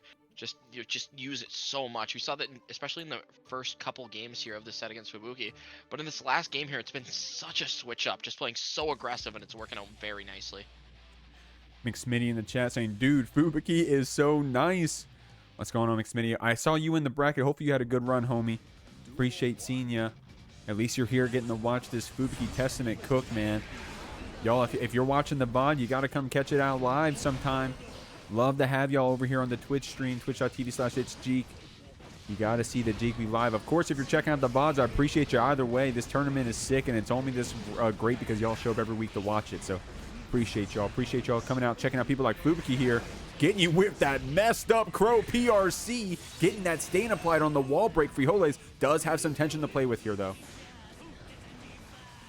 Popped. You went to the space station to get that air throw, but it don't matter. Ain't no thing. That 2S gonna let Fubuki come back on set point. Frijoles just needing to keep playing strong. Good stuff here. Trying to get that jump in, but Fubuki jailing you back with that Crow pays off. Getting this wall break, and it's looking good for this Testament. Positive bonus built up. Frijoles trying to close that distance, not giving this Testament any chance to breathe. Once that Succubus is on the screen, it's dangerous, man, because Fubuki is so good with those teleports. Because that Mistfinder dash up ends up working out for us. That card pop coming through. We're keeping Fubuki locked down. Maybe noticing that Fubuki tried to use that teleport as we saw before, just trying to escape, playing a bit back, but might not work out for us. No wall stick. Hey, not going to stick this time, but we're still going to close it out. Alrighty. We're in our loser side top 8 of the Jeekly 49. We got CPU on that Faust. We saw the Oscar earlier coming back on that Faust against Lakey, who we also saw earlier on stream on that Baiken. Two incredibly strong players battling out to stay alive in tonight's event. You know, here just crawling under that Kabari. But there's that parry coming out on that mix. It definitely feels like it's strong, especially with it being that multi-hit special that it is. CPU just needs to be aware of that. Nice items coming out here.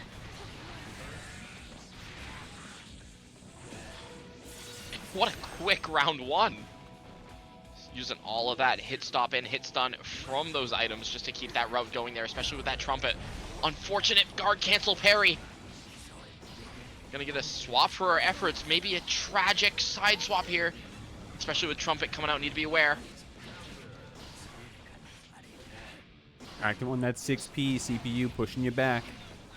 Already got this round lead. Active with that anti-air, man, and that's, dude, it can be hard to get in against this Faust. You got that far slash, you got that 2H, you're throwing these items. You're playing as well as CPU is. Once you start jumping in, you get 6P just like that. CPU closing out this first game. What a quick first game from CPU here. Just dominating that matchup there.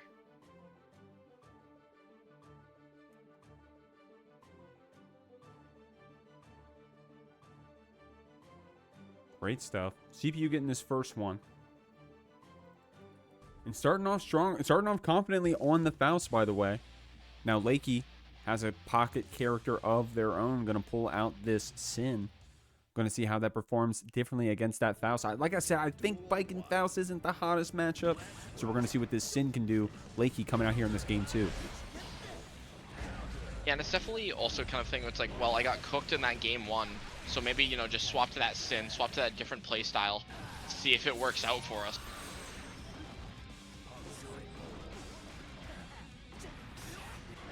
CPU's keeping us locked down, however, we're in this corner, we're scared. Oh, try to get that Afro throw, but Lakey says, I know you want it. I'm going to get this 6P instead. Great blocks here from CPU, but the overhead is going to take it here. Lakey going to break the wall here with that, was it the delayed JS? I don't know my Sin buttons, but look at the damage on that combo, man. Yeah, Sin does so much damage.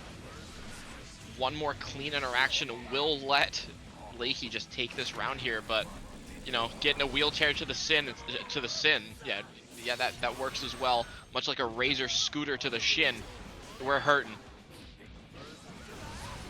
Bursting through. CPU feeling pretty confident here, especially with that 100 tension. Yeah, wanted to take a second to just back up a bit. Wanted to be safe around that bomb. Lakey was ready for that throw after the PRC did the backdash. CPU went for the jump instead. Probably trying to call out a delayed tech. Of course, it pays off with that 5P, and now we're on the last round here, or rather, CPU getting the first round here. Oh, we have Mini Faust on deck. Unfortunately, makes that route drop. That would have been such an insane punish. Unfortunately, with that Mini Faust dropping that route, gonna be some great damage on the side of Lakey, but not getting that wall stick. This could be tragic. Getting that Afro setup, gonna light it on fire. No, the backdash. Yeah, uses that. Lakey using that knowledge of the safe jump coming, says I'm gonna backdash it instead, homie. And that can be a risky call out. But if you're confident that your opponent's gonna go for the safe jump setup regardless, then you'll be okay. A little bit of a trade hit there. CPU though, with such a life lead, up 2-0. Yeah, and that's kind of a very good situation for CPU. You saw that massive difference in that life total near the end there. Could definitely play the trade wars a bit if needed, just kind of sniping out with those quicker buttons.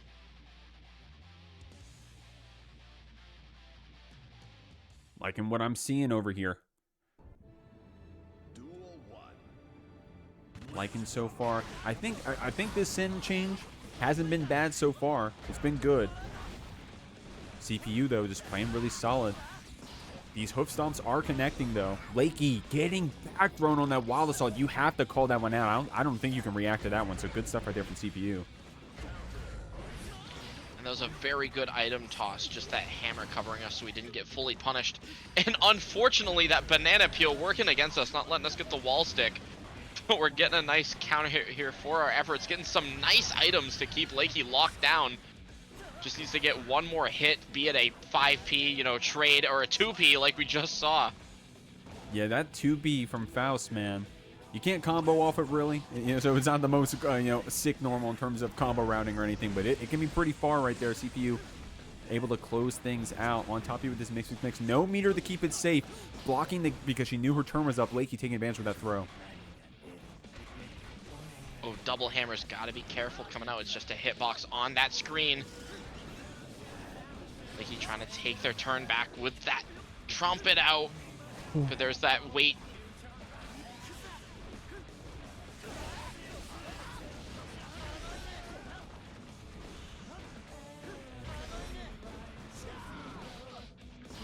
What a 2K! When I hear 6P calling out any attempts to come out, we're farming items. We're out here grinding. Any Monster Hunter enjoyers know the feeling of that. There's that 6H. We're struggling to get Lakey opened up here. Lakey suddenly locked in.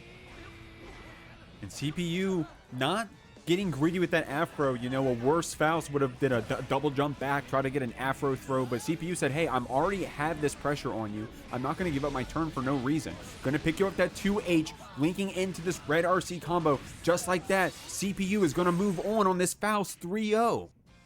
All right, y'all. Moving on through this loser side of the bracket. A little misleading of a name because definitely no losers here. Kreeg, one of the hottest happy chaoses to do it. Ian Sharp coming here on this Anji. Hasn't been here in a minute. I'm going to keep it a buck. I'm going to call it out. But been tearing it up in these other online brackets. Still working on this Anji in his own time. Showing up saying, hey, y'all probably don't remember me, these new head Jeekly players. but I'm going to take you out. I'm going to show you what I used to do here at the Jeekly. I used to be winning this stuff back in the Jeekly, back when the 2s were in front of the name. Of course, we're in the 40s now. Taking us through the wall with this super hard knockdown and a round win. God damn, that was a quick one. A little bit of that wrist crank and plus that super. So many hits tearing through that guts.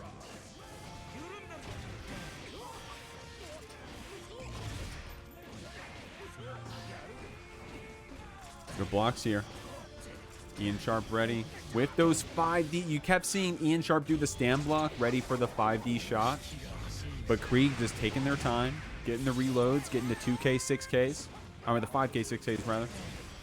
And then finally, when it came out, it connected. Ian Sharp holding on to this burst wisely, that is. Kreeg going to take you through the wall. Made you watch a little cutscene, but we're going to the last round here. Maybe try to go for a little bit of that burst bait with that RC just feeling like, hey, you want to do it. I know you want to burst. Go for it. And just, you know, Ian Sharp just not biting.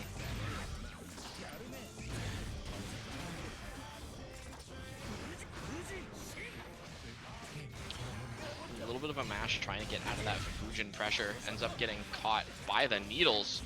A-OK, however, refilling all of that ammo, maybe putting Ian Sharp through the wall. Nope, but either way, we're keeping that corner pressure, so it's a great situation. Here's that wall stick. Never mind, we're going for the wall slump. Great stuff here.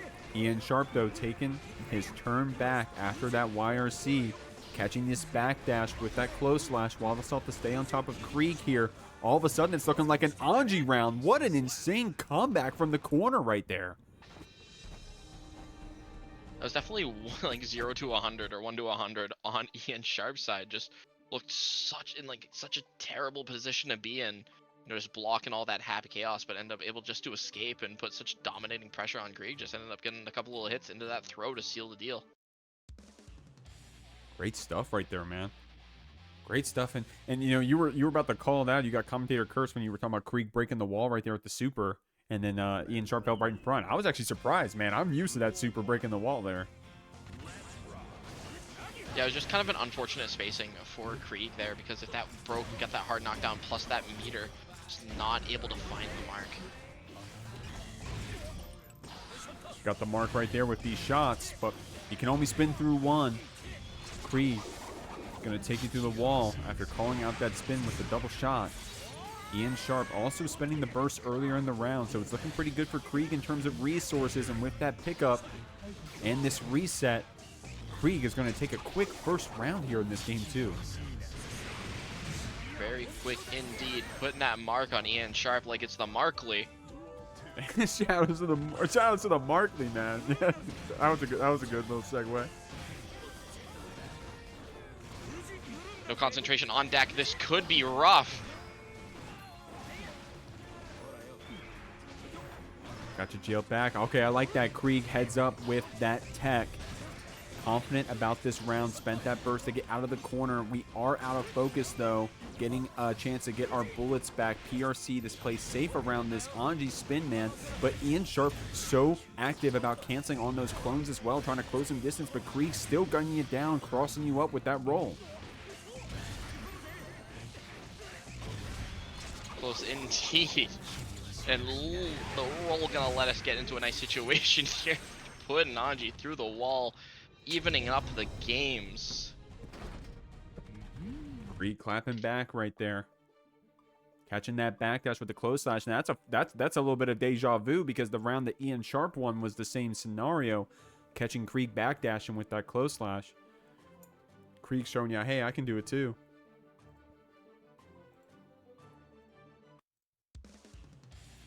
How we living, Lilia? How we living? Am I saying that right? Lilia. Am I saying that right? What's going on, Lilia Unleashed? Welcome. It's been a good Jeekly so far. We're moving through pretty quick here on this loser side. You're seeing Ian Sharp coming here against Kreeg. Of course, you saw the even up on the games. But I mean, look at this prize pool, man. Even though it's loser side, you still got a lot to lose or a lot to win.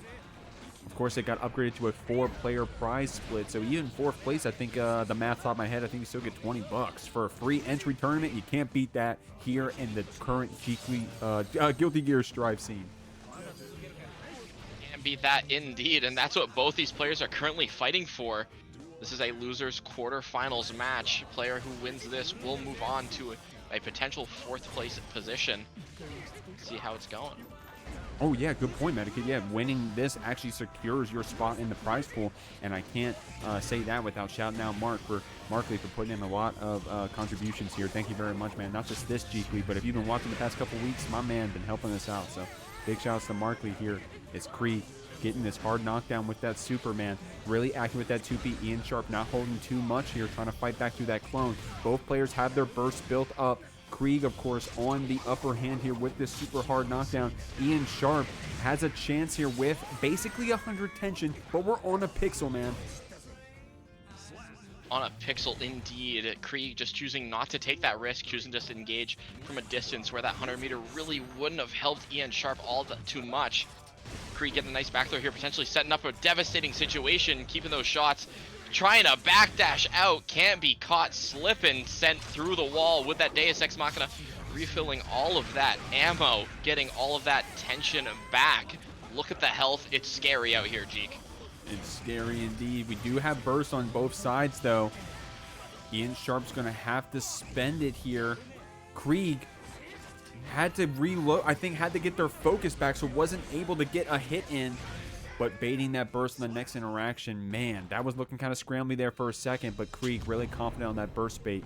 Moving on to the last game here, potentially. Potential last game indeed. And Kreeg, really nice job stabilizing, as we saw, try to go for that steady aim into that Deus Ex Machina, but just not having the concentration to keep it up. But as you saw, a nice little roll through on that spin.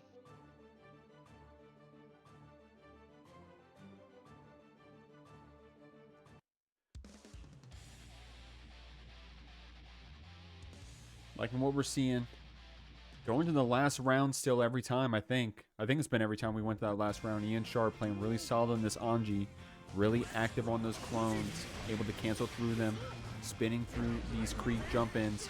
But this burst getting baited again. Kreeg heads up on these burst timings from Ian Sharp. Just been really good at just blocking out these bursts, just playing really aware and just kind of guessing right, it seems like here. We have some meter to play with, we have some resources. Ooh, ain't no thang, does not matter if we whiff the tap dust, but it might matter if we whiff this. Yeah, still was able to deal a lot of damage with that chip on the super, but Ian Sharp had another chance there. Kreeg catching on to that empty jump. Was able to get the back throw, and now we're here on set point MegaRura. Kreeg just needs to close it out with one more clean round. Burst is going to be back on deck. Ooh, not able to wall stick it, but not able to escape either, with shot covering our escape. Kreeg looking so hot right now. Has the burst, has the focus, has the tension now to boot. 5D Red RC, the focus is kind of low here. So look at the normal usage. Kreeg saying, yeah, I may not have enough focus for the shots, but I'm just going to use these Happy Chaos normals. Nice shimmy there from Ian Sharp. That was all entirely burst safe as Kreeg takes it 3-1. Here we go, y'all. CPU coming in hot on this Faust. All these Faust. Oh, damn it. Sorry, y'all. All these Faust players playing hot tonight. Man, CPU. Every time I had CPU on the stream tonight, I mess up the overlay each time. CPU, I'm so sorry. Of course, you got Frijoles Guapo here trying to set something up with those wild assaults in, man. The burst built up for CPU, but you're not going to get a chance to spend it here. You're going to get hit through that wall with that super. Suddenly a scary situation for CPU as that counter hit JH. We're pressing on the IAD on the after the wall break, securing the round for Frijoles Guapo. Just very trying to play maybe a bit of that more of that patient Johnny game we saw before, but we know they can switch it up on a dime if they need to, especially in that set against Fubuki. Yeah, that set was really good. Adapting to Fubuki earlier, you guys got to go check that one back on the bot if you're skipping around.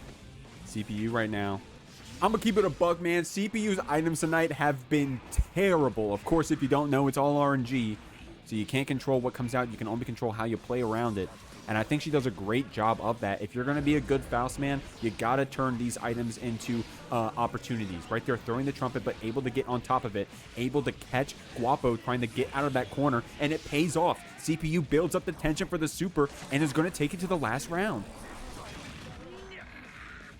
I think CPU's like, observing the 4-leaf clover and that super, just needing the luck. I found the 4-leaf clover. Surely the luck's gonna transfer over to the items, right? Shout out to the chat. Terrible items, but winner semis. Let me correct that. It's actually loser semis. My bad. Sorry, Lilia. But thank you for the pseudo reminder there. Reminder, we're here on the loser side of the bracket, trying to play for 4th place here to get into that prize pool. $203, y'all. This is a real tournament out here. Goes to that cross-up mix, sets that afro on fire. Goes for a bit of that. I want to say it's a fuzzy. Either way, though, it's gonna hurt us. Sent through the wall. We have that bomb on deck. Could be a pretty important item, but we have 100 meter on the Frijoles Guapo, so we can just BRC shenanigans. We are dashing all over the place. Yeah, that looked like Leo the way that used that dash back and forth, but right here, Guapo using it to try to mix up CPU. We didn't fall for it right away, but we did get picked up on that next interaction. Guapo gets the first game. Guapo still playing really strong. Trying to get up into the winner semi, secure a 4th place position for some 20 bucks. Remember, !Matcherino to check out our current prize pool, what our competitors are competing for tonight. We still got 37 codes to claim, so you can add to that prize pool yourself. Yeah, I won't say the number, but all the people in the chat, surely some of y'all haven't claimed those codes yet. You got to call your grandma. Y'all on the West Coast, I know your grandma's still awake. Call your grandma. Get her to get on her Facebook and claim those codes, please. Here we go. Guapo got you with that card toss PRC. CPU didn't get picked up right away, but you can't block forever. We're going to cash out with that super. I like that decision. Just locking out the burst. And what is the damage? Man, that's crazy. I don't know if CPU just thought she was dead there or just took her hand off the sticks, but Guapo said, hey, we'll go next on that one. Throwing a trumpet. Man, I'm going to be real, dog. These items have been unfortunate. CPU been playing really well around them so far in this bracket. Doing a great job of it. Frijoles not overextending on their pressure here, and it's paying off. Look at this risk fully cranked, but CPU with some amazing defense. Still not getting caught up. Uses that red RC to keep the mix safe, and then we catch the backdash. Great stuff here from CPU. Running is it has so much corner carry. I like that decision, activating Mini Faust early so we don't have to deal with it with CPUs actively in our face. But we get sent through the wall regardless for our actions. Gonna be 50 meter coming up soon here, especially with these blocked buttons on CPU side. Mini Faust, the ride or die, not coming through behind us. Mini Faust, come on, homie. Great stuff. Finally links in with that 2K. Real quick, I wanted to say CPU, when she got that wall splat with the mix, she could have accidentally broke the wall if she kept holding forward, but drifted back so that she could land and get the 6H for the optimal damage. I just wanted to say that. I saw that, CPU. I saw you. CPU's kind of clean with it.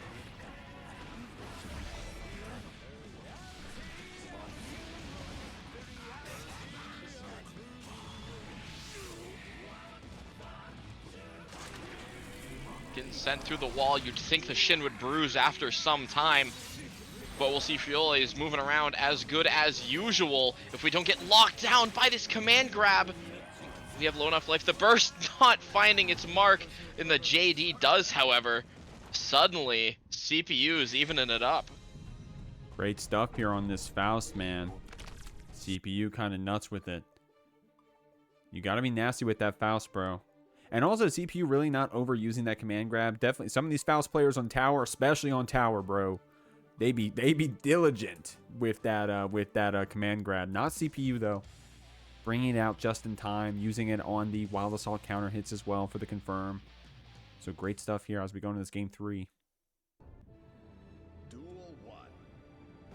Let's rock. Both players choosing just to backdash a bit, not wanting to gamble on that round start. There's Frijoles quickly putting CPU in the corner, using that orange Wild Assault to keep that pressure. I like that Mistfinder dash back to just get out of any spacing where CPU is able to mash.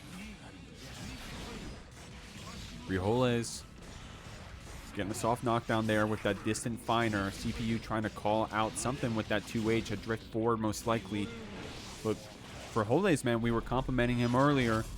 Really good at just being patient on that missed finer stance. Doesn't overuse that K finer when we don't have to. Just that backdash where we've seen CPU just be insanely good at catching those. Something that's a bomb we have on deck. We can play with it if we need to, but we don't get a chance. 6K gonna be kicking us to the next round. What? Spirit of Jodo. Yeah, shout out to Jodo. I was thinking that too. Shout out to Gay Sex Legend.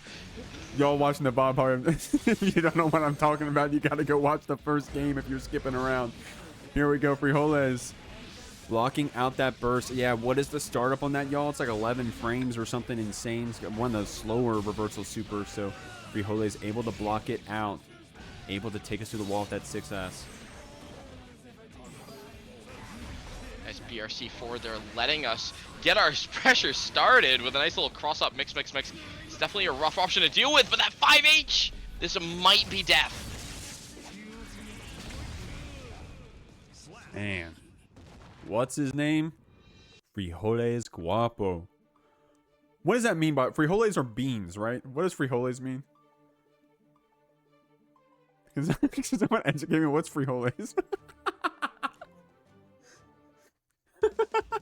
Actually don't know. Oh, Kind of bean? Okay, thank God. bean. Thank God. Okay. Phew. I said that so confidently, and I'm like, oh my God, it's not beans, is it? I'm sorry. Here we go. What's going on, Avian? Just in time. Checking out that bracket. Here we go. CPU down a game, but playing this Faust up here against Frijoles Guapo on the Johnny. Been on a heater all night. We're trying to get into this 4th place to get a cut of this $200 prize pool. 4th place getting, I think the prize split is at least 20%. If you want to find out for yourself, exclamation point Matcherino. We still got some codes to claim if y'all can help us out doing that. Realize fighting for a chance to get that prize money, because remember, whoever wins this secures that 10% prize split, that $20, and that TK Mistfind is a great way to start us off here, forcing CPU to burst to keep living in the round. Maybe a bit of a hero burst, but we'll see because we don't have much meter to play with. Right there, didn't have a lot of choice with that mix. You had to break the wall with it. Not going to complain too much because you get that positive bonus, but Frijoles using that K-Finer Red RC said, hey, I'm going to spend all the attention to make sure I can secure this round. Now here we are on set point. There's that orange Wild Assault. We see Frijoles just represent that a lot. And what a trade confirm. Letting Frijoles just keep the pressure going, keep the party going. That risk is cranked. It hasn't fully started just yet. The party is just starting. No full damage just yet. PRCs back and forth, man. Trading back and forth with those chain shifts, slowing down the game, seeing what's going on. Mini Foul saying, I didn't like that misfiner, homie. I'm going to take you through the wall. Great link right there from CPU into the super as well. Cashing out. This is still going to be a really scary situation for CPU because Frijoles does have that 50 meter to do the any super do any YRC shenanigans, but that counter hit 5H is going to let us close out the round. Great stuff right there. Still set point for Guapo here. I'm biased here saying $200 again. I'm biased. I'm gonna keep it a buck, homie. It's been $200 for 6 weeks now. At this point, y'all are asleep, man. Y'all gotta wake up, man. The Jeekly is real. Shoutouts to Marky. At this point, Marky. I keep calling you Marky, but man, can you blame me? Basically, bankrolling these tournaments here. Frijoles saying, thank you very much, homies. I sent CPU right through the wall. Another potential final interaction situation, but CPU escaping here, just trying to make something happen. But that whiffed grab is going to be what seals the deal for Frijoles. Back up here to winner's side, y'all. RedIAmNot very comfortable up here on the winner's side of the Jeekly, especially this winner's final side. Going to be coming up here against Fubuki on that testament. I'm going to get these names fixed for y'all in just a second. Fubuki with a heater run last week just outside of that prize split, but this time she's guaranteed to get some of that pie. Definitely wants to get as much as she can here on the winner's side. RedIAmNot in that same position. I'm loving what we're seeing so far from both these players. Fubuki definitely wants to get some more of that pie, some more of that money. Guaranteed third place prize split for getting into winners finals here. But we're trying to get to that grand finals if we can. RedIAmNot making a strong showing here, getting that BRC, looking to close out the first round. Man, that was an insane combo right there. Using that BRC slowdown to get the pickup. Closing things out here against Fubuki. Fubuki, of course, does have that burst basically built up at this point. You can't hold that minigun forever when you got that Reaper coming down the screen, though, and Fubuki's going to cash out with that pickup after that stain pop. RedIAmNot holding that Crow, but we may start seeing some two-piece coming out here in just a moment. Gonna be sending the succubuses out, putting Goldlewis through the wall on a vacation to the next part of the stage. Look at the three elders looking in there in the background, watching Fubuki get a nice throw here for the OTG to seal the deal, evening up the rounds, bringing us to last round, game one. Really heads up using that 6H for the OTG. I wouldn't be surprised. Fubuki knows how to route everything, basically, and turn those aerial hits. I got a clip of hers on the YouTube short. Shout out to the YouTube, by the way. Picking up on anything. Really crafty with that teleport as well, but RedIAmNot anti-airing you back, using that Behemoth Red RC to get a pickup here. Fubuki does have this burst, able to spend it and get another chance here. RedIAmNot really heads up jumping over that S Arbiter, by the way. Yeah, that's definitely something you can just do with Arbiters. You can see the startup of that Arbiter start to come out on Testament and just kind of jump to deal with both options. Red definitely on top of the reactions here. We got that stain pop set up. That Sky Laser's coming out. Fubuki, what are we doing? She was able to get the stain applied first, blocked out the laser, and then got the pop with 2P. That was insane. What amazing play through that super. That super can eat you up in the neutral. But Fubuki, with the fake jump in as well, unfortunately couldn't keep it going. So now RedIAmNot has another chance here, but not before we pick up with that 2-3-6H. That was looking close there for a second, but Fubuki gets game one. Insane game one. Fubuki clawing it back from the jaws of death and almost end up getting that game one to Red just due to that drop there. Ended up salvaging it very well with that PRC. Great stuff, man. Damn, that was either player's game there for a second. Of course, Fubuki, it was her game to lose at that point, because I don't know the Testament combos, but I think there was a little bit of a drop there. Red did have that second chance, but we got you picked up. Red, of course, not a tilt player. If you lose a game, if Red loses a game like that, Red just says, okay, well, I'm just going to win the next three. So I wouldn't be surprised if we see a comeback here. Of course, it was only one game, but Fubuki playing out of her mind as well. Very much as well as you said, Red could just decide on a whim, just like, all right, I'm just going to win the next three games. That's just kind of on you. That's tragic. But that's a quality you kind of need, I feel, to be a top-level competitor, is just that solid mental that we see from a lot of these top-level players. Getting sent to the wall. RedIAmNot does have that 50 tension to spend, but Fubuki getting with that tap dust on the stain. Gonna reapply that stain as well. Got you in this loop. Oh man, that's so crazy too. That's 6H, man. That's gotta be one of the coolest normals in the game, bro. Tell me I'm wrong. It's so well animated. It's so elegant. Kind of like really just fits Testament.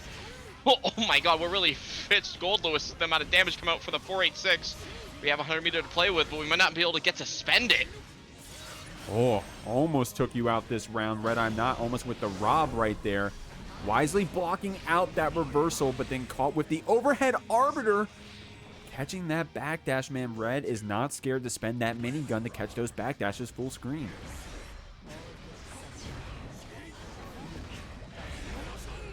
White Wild Assault just forcing our way through all of those projectiles coming out. I like that decision there, just brute forcing it out. The second we see the startup, gonna be sending Fubuki through that wall there, doing full churn. It's butter. I can't believe it's not butter. We're almost dead. Oh man, I can't believe it's not. I don't even have a joke ready. I'm sorry, Medikit. I tried. Next time I'll play off that one. Here we go. 2K. Try to get the link there. Fubuki had another chance with the burst, but the /RedIAmNot gets a game here on the board. I can't believe it's not extraterrestrial. There you go. There you go. I had to really think. I had to, really go into the mind palace for that one. I had to dig deep in there. Had to get 2 hands up in there digging around trying to figure out what the pun was going to be. I appreciate that, man. We work hard over here, by the way. Y'all know we're working hard as hell over here, by the way, right? Hard work coming up with all of these puns.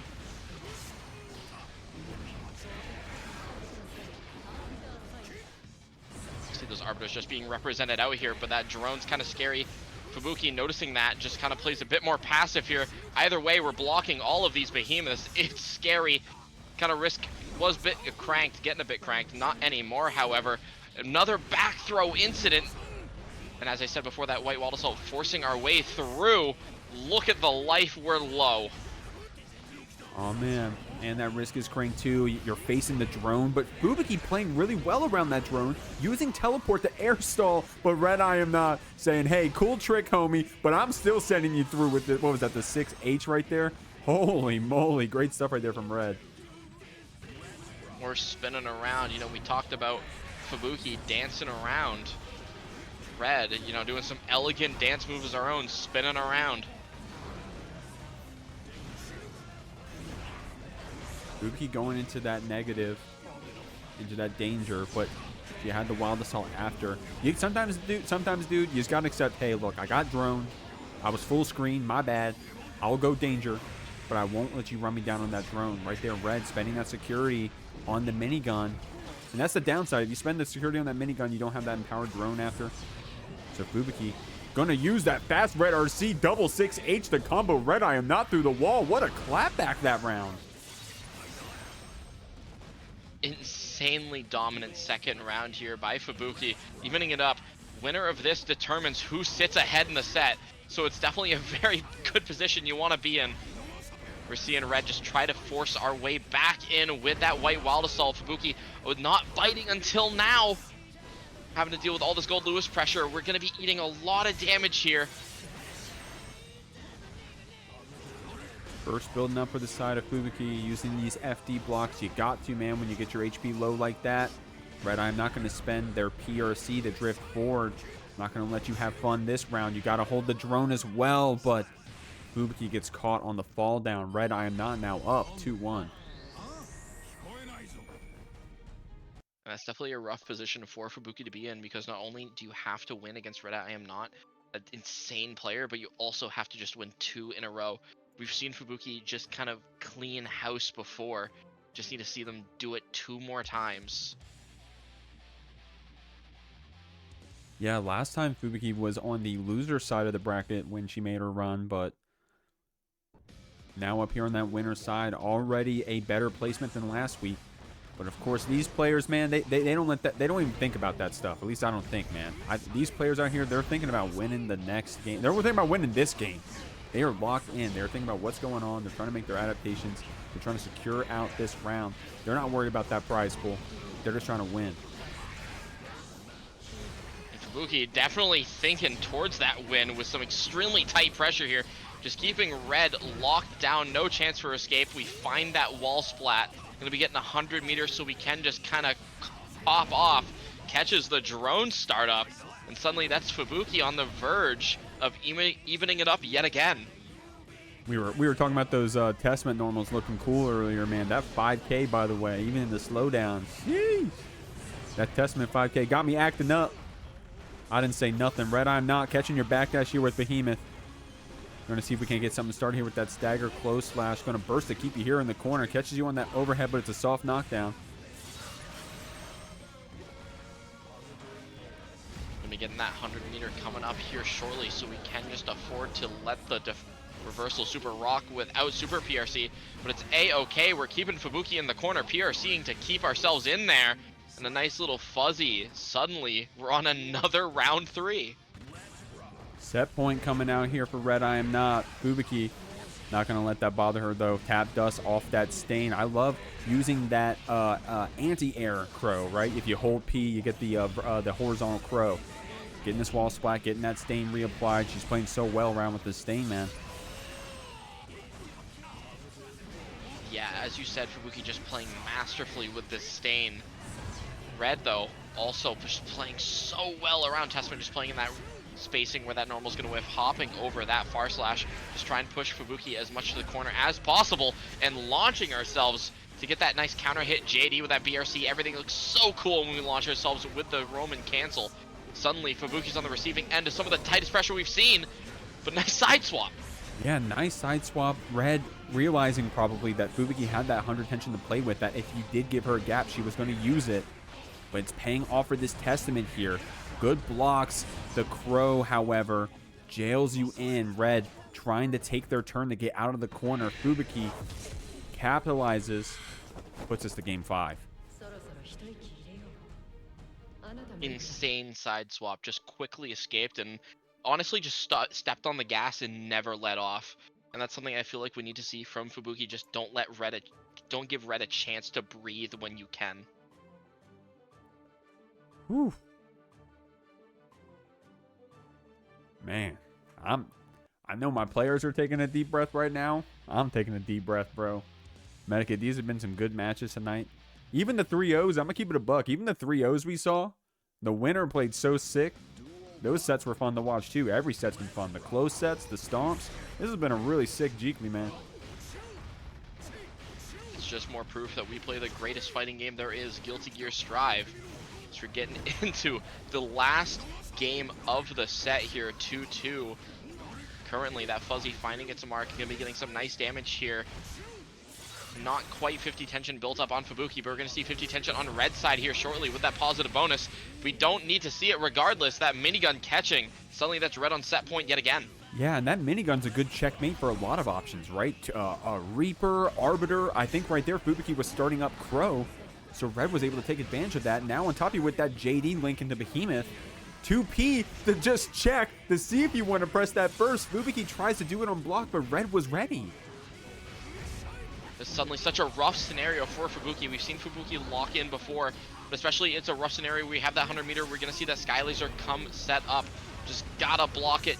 Can't get opened up by anything, but we get blocked. The YRC does not find its mark, and that is RedIAmNot taking it over Fubuki with such a dominating last game. Alrighty, we are in our loser semis here at the Jeekly 49. We got Kreeg on the Happy Chaos versus Frijoles Guapo on that Johnny. Both been very strong reps for their characters. But Kreeg getting a nice start out here with a quick little wall stick, going to be going in that Deus Ex Machina. Again, refreshing all those resources, sending us through the wall, getting all that tension plus so much damage. Man, great start here for this HC, man. Kreeg pretty hot with it. I was saying earlier, Kreeg one of the favorites to win this whole thing. I don't think Kreeg, y'all got to fact check me. I don't think Kreeg has ever gotten less than second place here at the Jeekly, so we'll have to see. Frijoles, this is their first time, I think. You're going to have to correct me, Frijoles, but you're on a heater right now. Showing up, sending Kreeg through the wall here with this super. Not enough to kill, but we got one more interaction on this hard knockdown. One more interaction for both players here. Spends that burst, tries to secure the round with the life totals being as they are. I can't say I disagree. We just need to find that one hit. Man, Medikit. We bet it all on grab there. And to be fair, the mental stack was high, but Frijoles very patient, saw it coming, was ready with that backdash, got the pickup to close it out. But if you hold that misfinder stance in the air, which Frijoles has been showing that they like to do all night, Kreeg's going to shoot you down. Yeah, and that's something we've seen Frijoles do a lot tonight, is just A, hold that misfinder stance, and B, just play that really patient game. Against a player like Kreeg and against a character like Happy Chaos, it might not be the play just due to A, again, you know, Happy Chaos, Kreeg's gonna just shoot you down, AC 130. Yeah, Kreeg out here with an 11 kill streak as well as they play here in the Jeekly. Gonna bring it to round 3. Frijoles dancing back a bit. Man, such a patient Johnny, bro. Such a slow Johnny in the best way possible, in the complimentary way. But Kreeg able to still gun you down with those misfinder stances in the air. Watching Frijoles play, it's definitely refreshing seeing a Johnny just kind of use a lot of those best-in-class normals in such a, like as you said, just that patient, that slow way. Just as you said, as we just very patient, just hitting Kreeg out of the sky like that. getting that nice little side swap into that wall break here. Suddenly life totals looking a bit more favored for Frijoles Guapo. When we have that 100 tension, this could kill. Yeah, we do have the 50 tension if we end up spending it here. Oh, wait. Oh, it just killed. Oh, okay. Damn. I thought, because all right, never mind. I thought because we started that string, I think we started with the wild assault, that the scaling would hurt us. But damn, Frijoles said, nah, this kills, homie. I won't make you watch it again. Damn. What's my name? And, you know, Frijoles just said it's Handsome Bean. Handsome Bean. There's also that. Frijoles Guapo. Man, I still can't believe how confidently I was like, it means beans, right? Right? I don't know, bro. I got lucky as hell there. Here we go. Game 2. Actual soul read.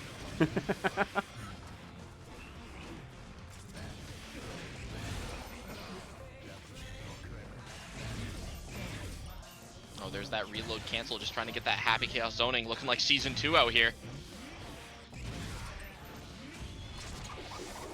Kreeg gonna send you to the wall. Surely close enough this time. Yeah, of course Kreeg had that round earlier where it didn't send through and we were surprised, but that one was definitely close enough. 5D, red RC to keep it safe. The next one picks up. Kreeg taking this first round.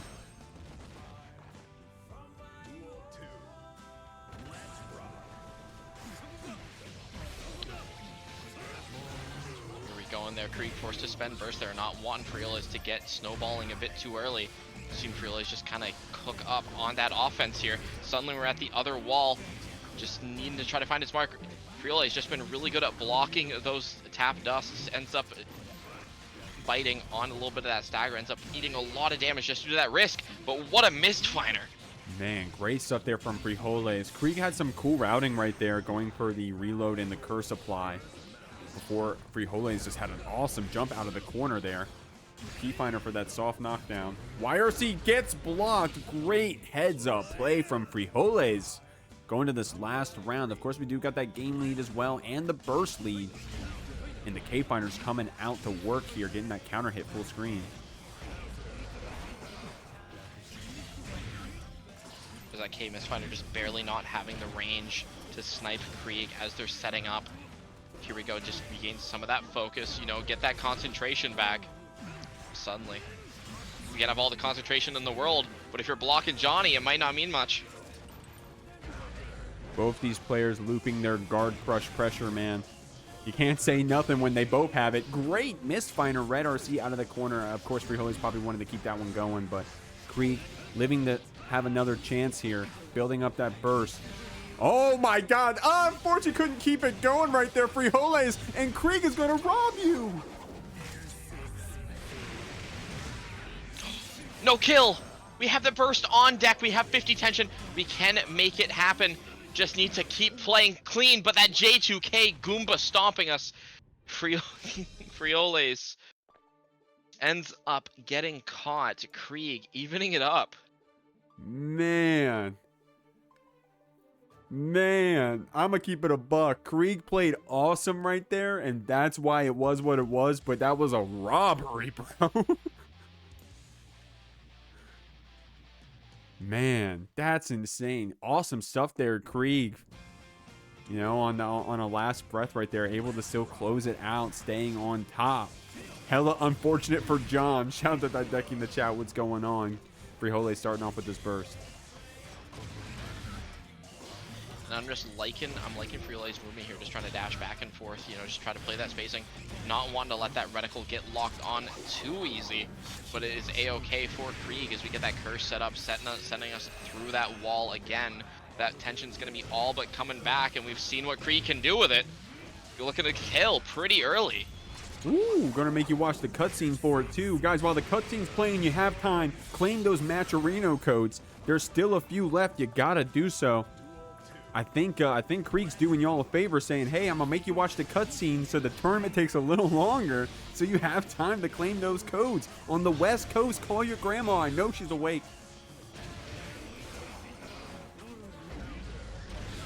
You know, even if she's asleep, you know, text her for the next one. You know, support the Jeekly, doing great work out here. Much like Kreeg's doing great work, sending Frijoles through the wall for the third time. Third verse, same as the first. What are we doing? Good blocks right here from Frijoles. Oh, man, the double 5D catches us again. Kreeg showed us that in an earlier round. Pays off here again. Can't block 2 overheads. That double overhead kind of gnarly. Oh, both of our players whiffing here. No punish from either.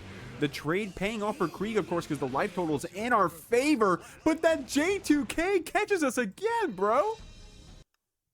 You know, it's that Goomba stomp. You know, just a little tippy tap gets us through up 2-1.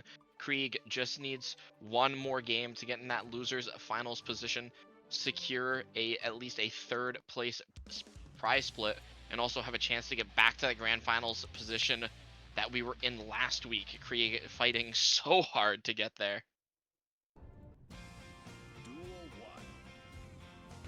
Kreeg showing they deserve it. Oh, I saw the Matcherino go up a little more than 25 cents now. Daideki with a fat one. Thank you so much, homie, dropping 10 bucks in that Matcherino. Of course, everyone you see on the screen right now is in the running for that prize pool, so they appreciate that, Daideki. Thank you very much. Appreciate everyone who's been contributing to that Matcherino, making this a fat prize pool. These players definitely start playing a little bit hotter when they see that 0-0. I'm going to keep it a buck. That card set up. I like going for that Mistfinder up just to try to keep Kreeg locked down in that corner. Unfortunate 5H whiff, but we're trying to take advantage of it. I like what we're seeing, just trying to step on the gas, not let off, seeing that Kreeg does not have the ammo to make anything happen. We have 50 tension to play with yet again in the TK Mistfinder. Man, Kreeg's got to go look at that loadout and put on One-Man Army Pro so you can get that ammo back. But today, Frijoles is going to take advantage of it. Not getting punished right there by either of those whiff punish attempts from Kreeg. We're still here in the corner. We're still building up that risk, but we're going to jump out. That card set up yet again. Kreeg might have been able to escape the corner, but can you escape the second one? Doesn't need to. Frijoles choosing to back up, try to give some space for Kreeg to make a mistake. Ends up finding its mark. Burst going to come back for Kreeg. Unfortunately, couldn't close out the round there, and Kreeg showing you, hey, if you don't kill me, homie, then I'm always a threat, whether I'm on a pixel or not. Maybe another Happy Chaos robbery. We'll have to see. Of course, Frijoles does have 50 tension to play with, but we're getting opened up here, and Kreeg with 100 tension to play with is going to make this hurt. If this doesn't kill, it's going to put us in a situation where it definitely is going to hurt. Choosing just to go for that steady aim, seeing that Frijoles has that meter to play with. Frijoles just needs to block it out. Nice YRC on the tap dust, and the TK Mistfighter finds its mark yet again, evening it up. That was a cheeky TK Finder right there. Great stuff there from Frijoles. Of course, the YRC that close, like maybe you could have threatened like run up throw or something. And I didn't see Kreeg's. I had an animation there. I don't know what we pressed, but that TK Finder can be pretty cheeky after that. Of course, you see that with Baikens and Yozansen. Frijoles just has another flavor of it as we move on to this Game 5.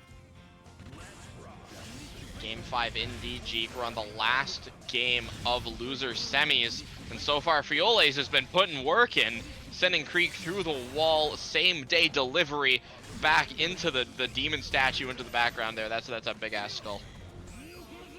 Oh, yeah. Sending Happy Chaos right through that one, getting this back throw punish as well. 6K to get in front of you for that meaty. I like this from Kreeg doing that air dash back, trying to dance around this Frijoles pressure. Got the curse applied and the pickup. Only one bullet in the chamber, but Kreeg is pretty good at playing with that one round. Indeed, we've seen Kreeg kind of cook up even with that low ammo situation, just kind of need to be mindful. But it does not matter. We're going to go back to 6 ammo because we're in the next round. Frijoles on set point. Set point for Frijoles here. It would be an upset, I think, by the seeding standards. Kreeg, of course, like I said, I don't think has ever gotten less than second place here. Frijoles trying to break a record here on their first Jeekly. But Kreeg saying, not today, homie. I'm going to get this counter hit. I'm going to send you through. Both players have burst. We'll have to see who uses it first. Kreeg Really getting wise to those TK Mistfinders, not getting caught this time. Nice mash on that BRC. The slowdown letting us get our 5-frame 2P come out. Gonna be sending Frijoles through the wall and closing out the round, putting Kreeg on set point. Last round, last game, Medikit. We love to see it here at the Jeekly. We're no stranger to it. Players this good are going to make each other work for it, so I'm not surprised. Kreeg does get the first interaction. He's going to send Frijoles to the corner. Not close enough for that 5D, but that shot keeps you safe regardless. That's going to be kind of a tragic situation here, especially for Frijoles, just because, you know, getting that first interaction here is going to be so important for Kreeg. You know, it's suddenly, you know, Johnny has been forced to spend burst and ended up not being able to fully escape. Not going to die for it, potentially, but it's going to be really rough. Oh, never mind, we're dying for it. Never mind. Yeah, never mind. We're dead. Kreeg. Moving on to this losers finals, man. Been a hot night tonight so far. Kreeg coming all the way from the loser side of the bracket, qualifying on that loser side. Fubuki, of course, was in winners finals, but is now here against Kreeg, fighting it out to see who's going to get the privilege of seeing that Goldlewis up there in grand finals. Looks like Fubuki's playing hot so far, using that 6H to get a soft knockdown. That 2-3-6S turned into a meaty. Unfortunately, couldn't use a super or a better normal to break the wall there, but with that RC slowdown, Fubuki closes out this first round pretty convincingly. Yeah, clip that 5K with the scythe, you know, give him a little manicure for his trouble, sending him to the next round.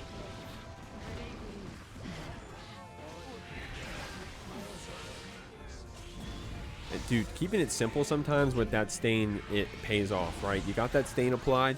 Is it going to be the low? Fubuki loves going for the throws. Is it going to be a throw? No, it's just going to be that walk-up tap dust. But Kreeg using that J2K to get out of the corner. We saw quite a few robbery rounds with that J2K earlier. And here it gets them out of the round. No focus, though. Like that, getting that counter hit and then just setting up the curse, realizing that concentration is going to be coming back sooner rather than later. But Fubuki bursting to keep Kreeg in the corner here. This could be a game-winning route. Great stuff there from Fubuki. Now Kreeg, they were playing pretty hot there in that corner for a second. But man, Fubuki with that testament, she converts off anything, bro. It's such a scary situation to be in, especially against a player like at Fubuki, as player of Fubuki's caliber. There we go. You know, especially with that stain, just to be able to convert and just kind of, you know, world is your oyster depending on the spacing. And she's not afraid to get in either. Holy in the chat, Stain 5D is 5D shot at home. Good point. It's you know, a little bit of a it's Happy Chaos Gun with extra steps. But starting off with a good counter hit, trading on that Arbiter and the gunshot. Kreeg taking advantage of those gunshots by able to canceling to the focus full screen, getting our ammo back as well in the soft knockdown. Fubuki trying to slow things down with his burst. Slowing things down indeed, maybe successfully, just trying to keep Kreeg locked down and at bay. I'm hearing the inputs come through, clicking of the gun, we got no meter, gotta go buy the refill at the wall.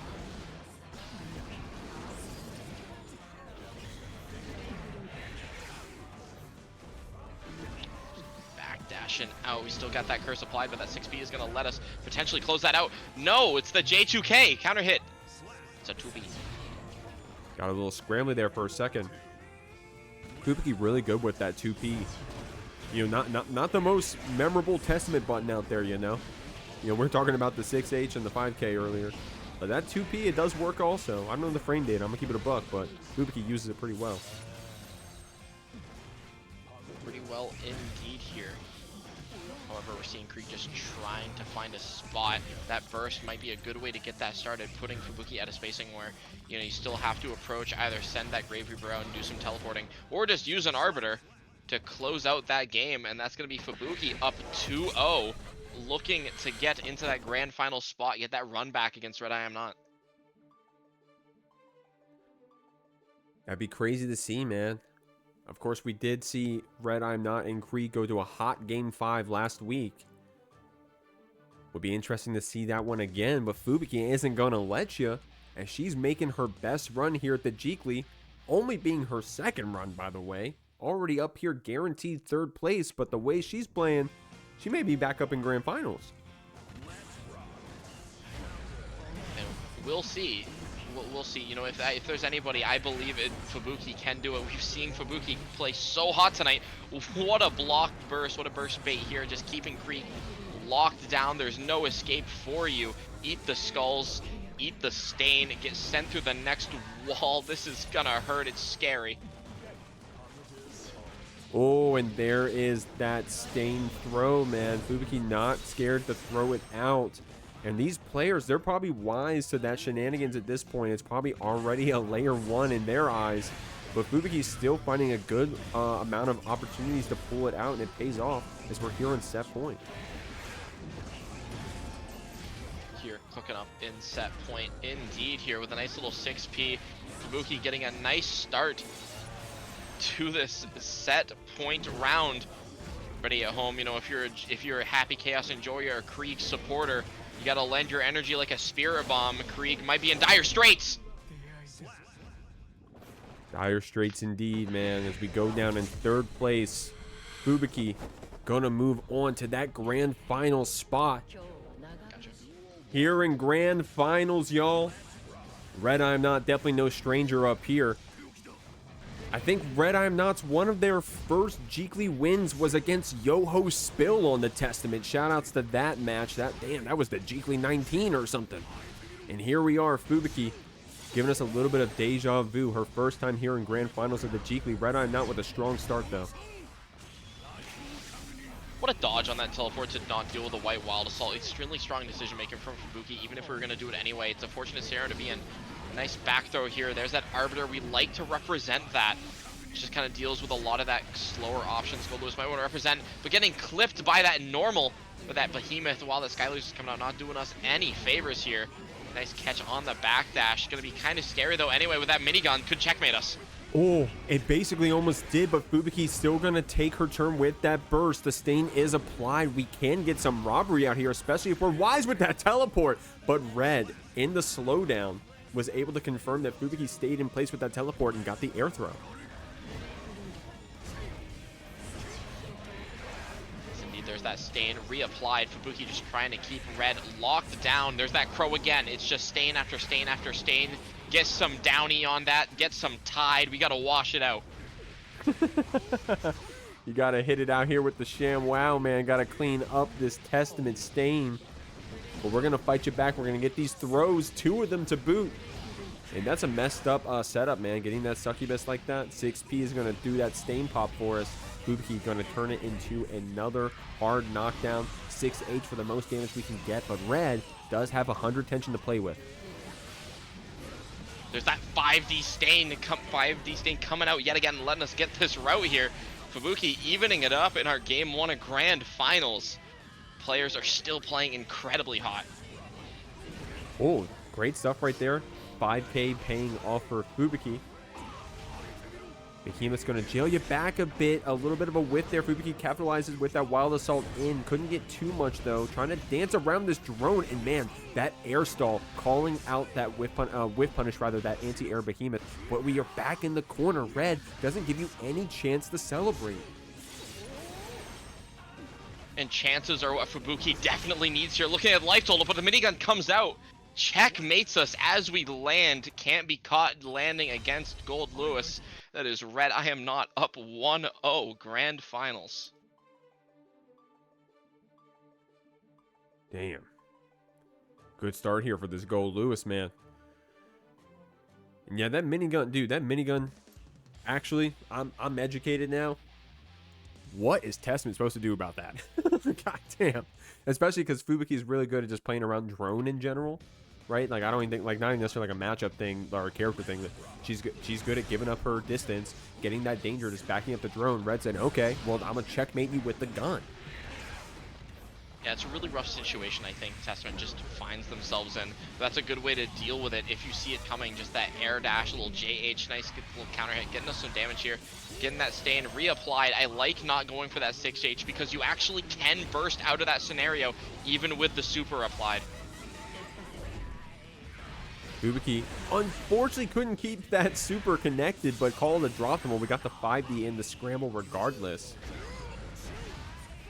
Nice slowdown right there, but I think that actually may have messed up the combo that Red was going for. Fubuki has this 100 tension, and we saw Red respect that 100 tension before. We'll have to see if we even need to as we get sent to the wall. Oh! That kills! Oh, God. Holy shit. Okay, well, Red up around here in this game, too. Man. Ooh, nice confirm. Nice routing with that 2K. Letting us get a little extra behemoth here. We're just behemoth all around. We're bouncing Fubuki around. It's a bounce house over here. An American pastime. Classic. Start throwing everybody to this game. Great stuff there from Fubuki, but the laser superhead still came out. Man, Red with 2 wins so far with that minigun alone. It really does checkmate Testament, or at the very least, a great adaptation for Red in this matchup.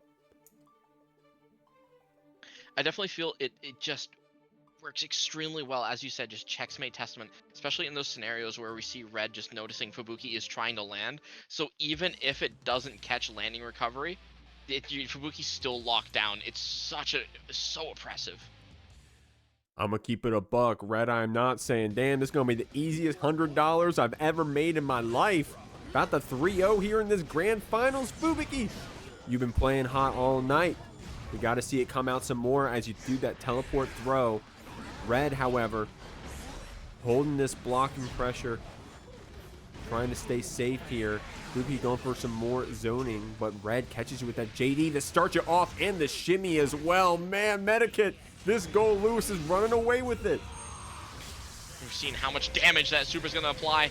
Not going to get as much damage this time, but as you said, Red's just running away with it, air dashing, and we're just playing so aggressive. Fubuki does have a chance, though, with Red in the corner with a nice side swap off the teleport. That throw might be what we need. I like what I'm seeing here. Okay, Fubuki trying to play around that laser. Hits you back with a 2-3-6S and then uses the deflect shield to keep herself safe, but Red catches you with that big leggy, and now we're on tournament point. I like that deflect shield just to keep Goldlewis pushed out, but it might be a curse in disguise depending on how fast Red decides to play, because again, we're at such a low burst gauge now, especially because of that other deflect shield. Burst will no longer be up for the rest of the game. That may be it. Medikit. RedIAmNot with a perfect, seals it out and wins without dropping a set.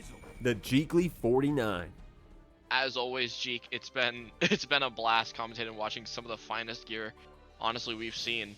You know, Kreeg with such an amazing run as well, an amazing set against Frijoles, Guapo, and Fubuki just cooking up on that Testament, getting to that second place spot. Amazing plays by everybody in our top 8 tonight. It's always a great time, Jeek. Guys, that was the Jeekly 49. Check out the Jeekly 50 next week. Whether you're watching the VOD or showing up live, we got some announcements coming up for the Jeekly 50. You don't want to miss it. Tomorrow morning is the Jeekly Academy. Check out Medikit's tournament as well. I'll throw it up on the screen, guys. Have a great night. Have a great weekend. Peace out.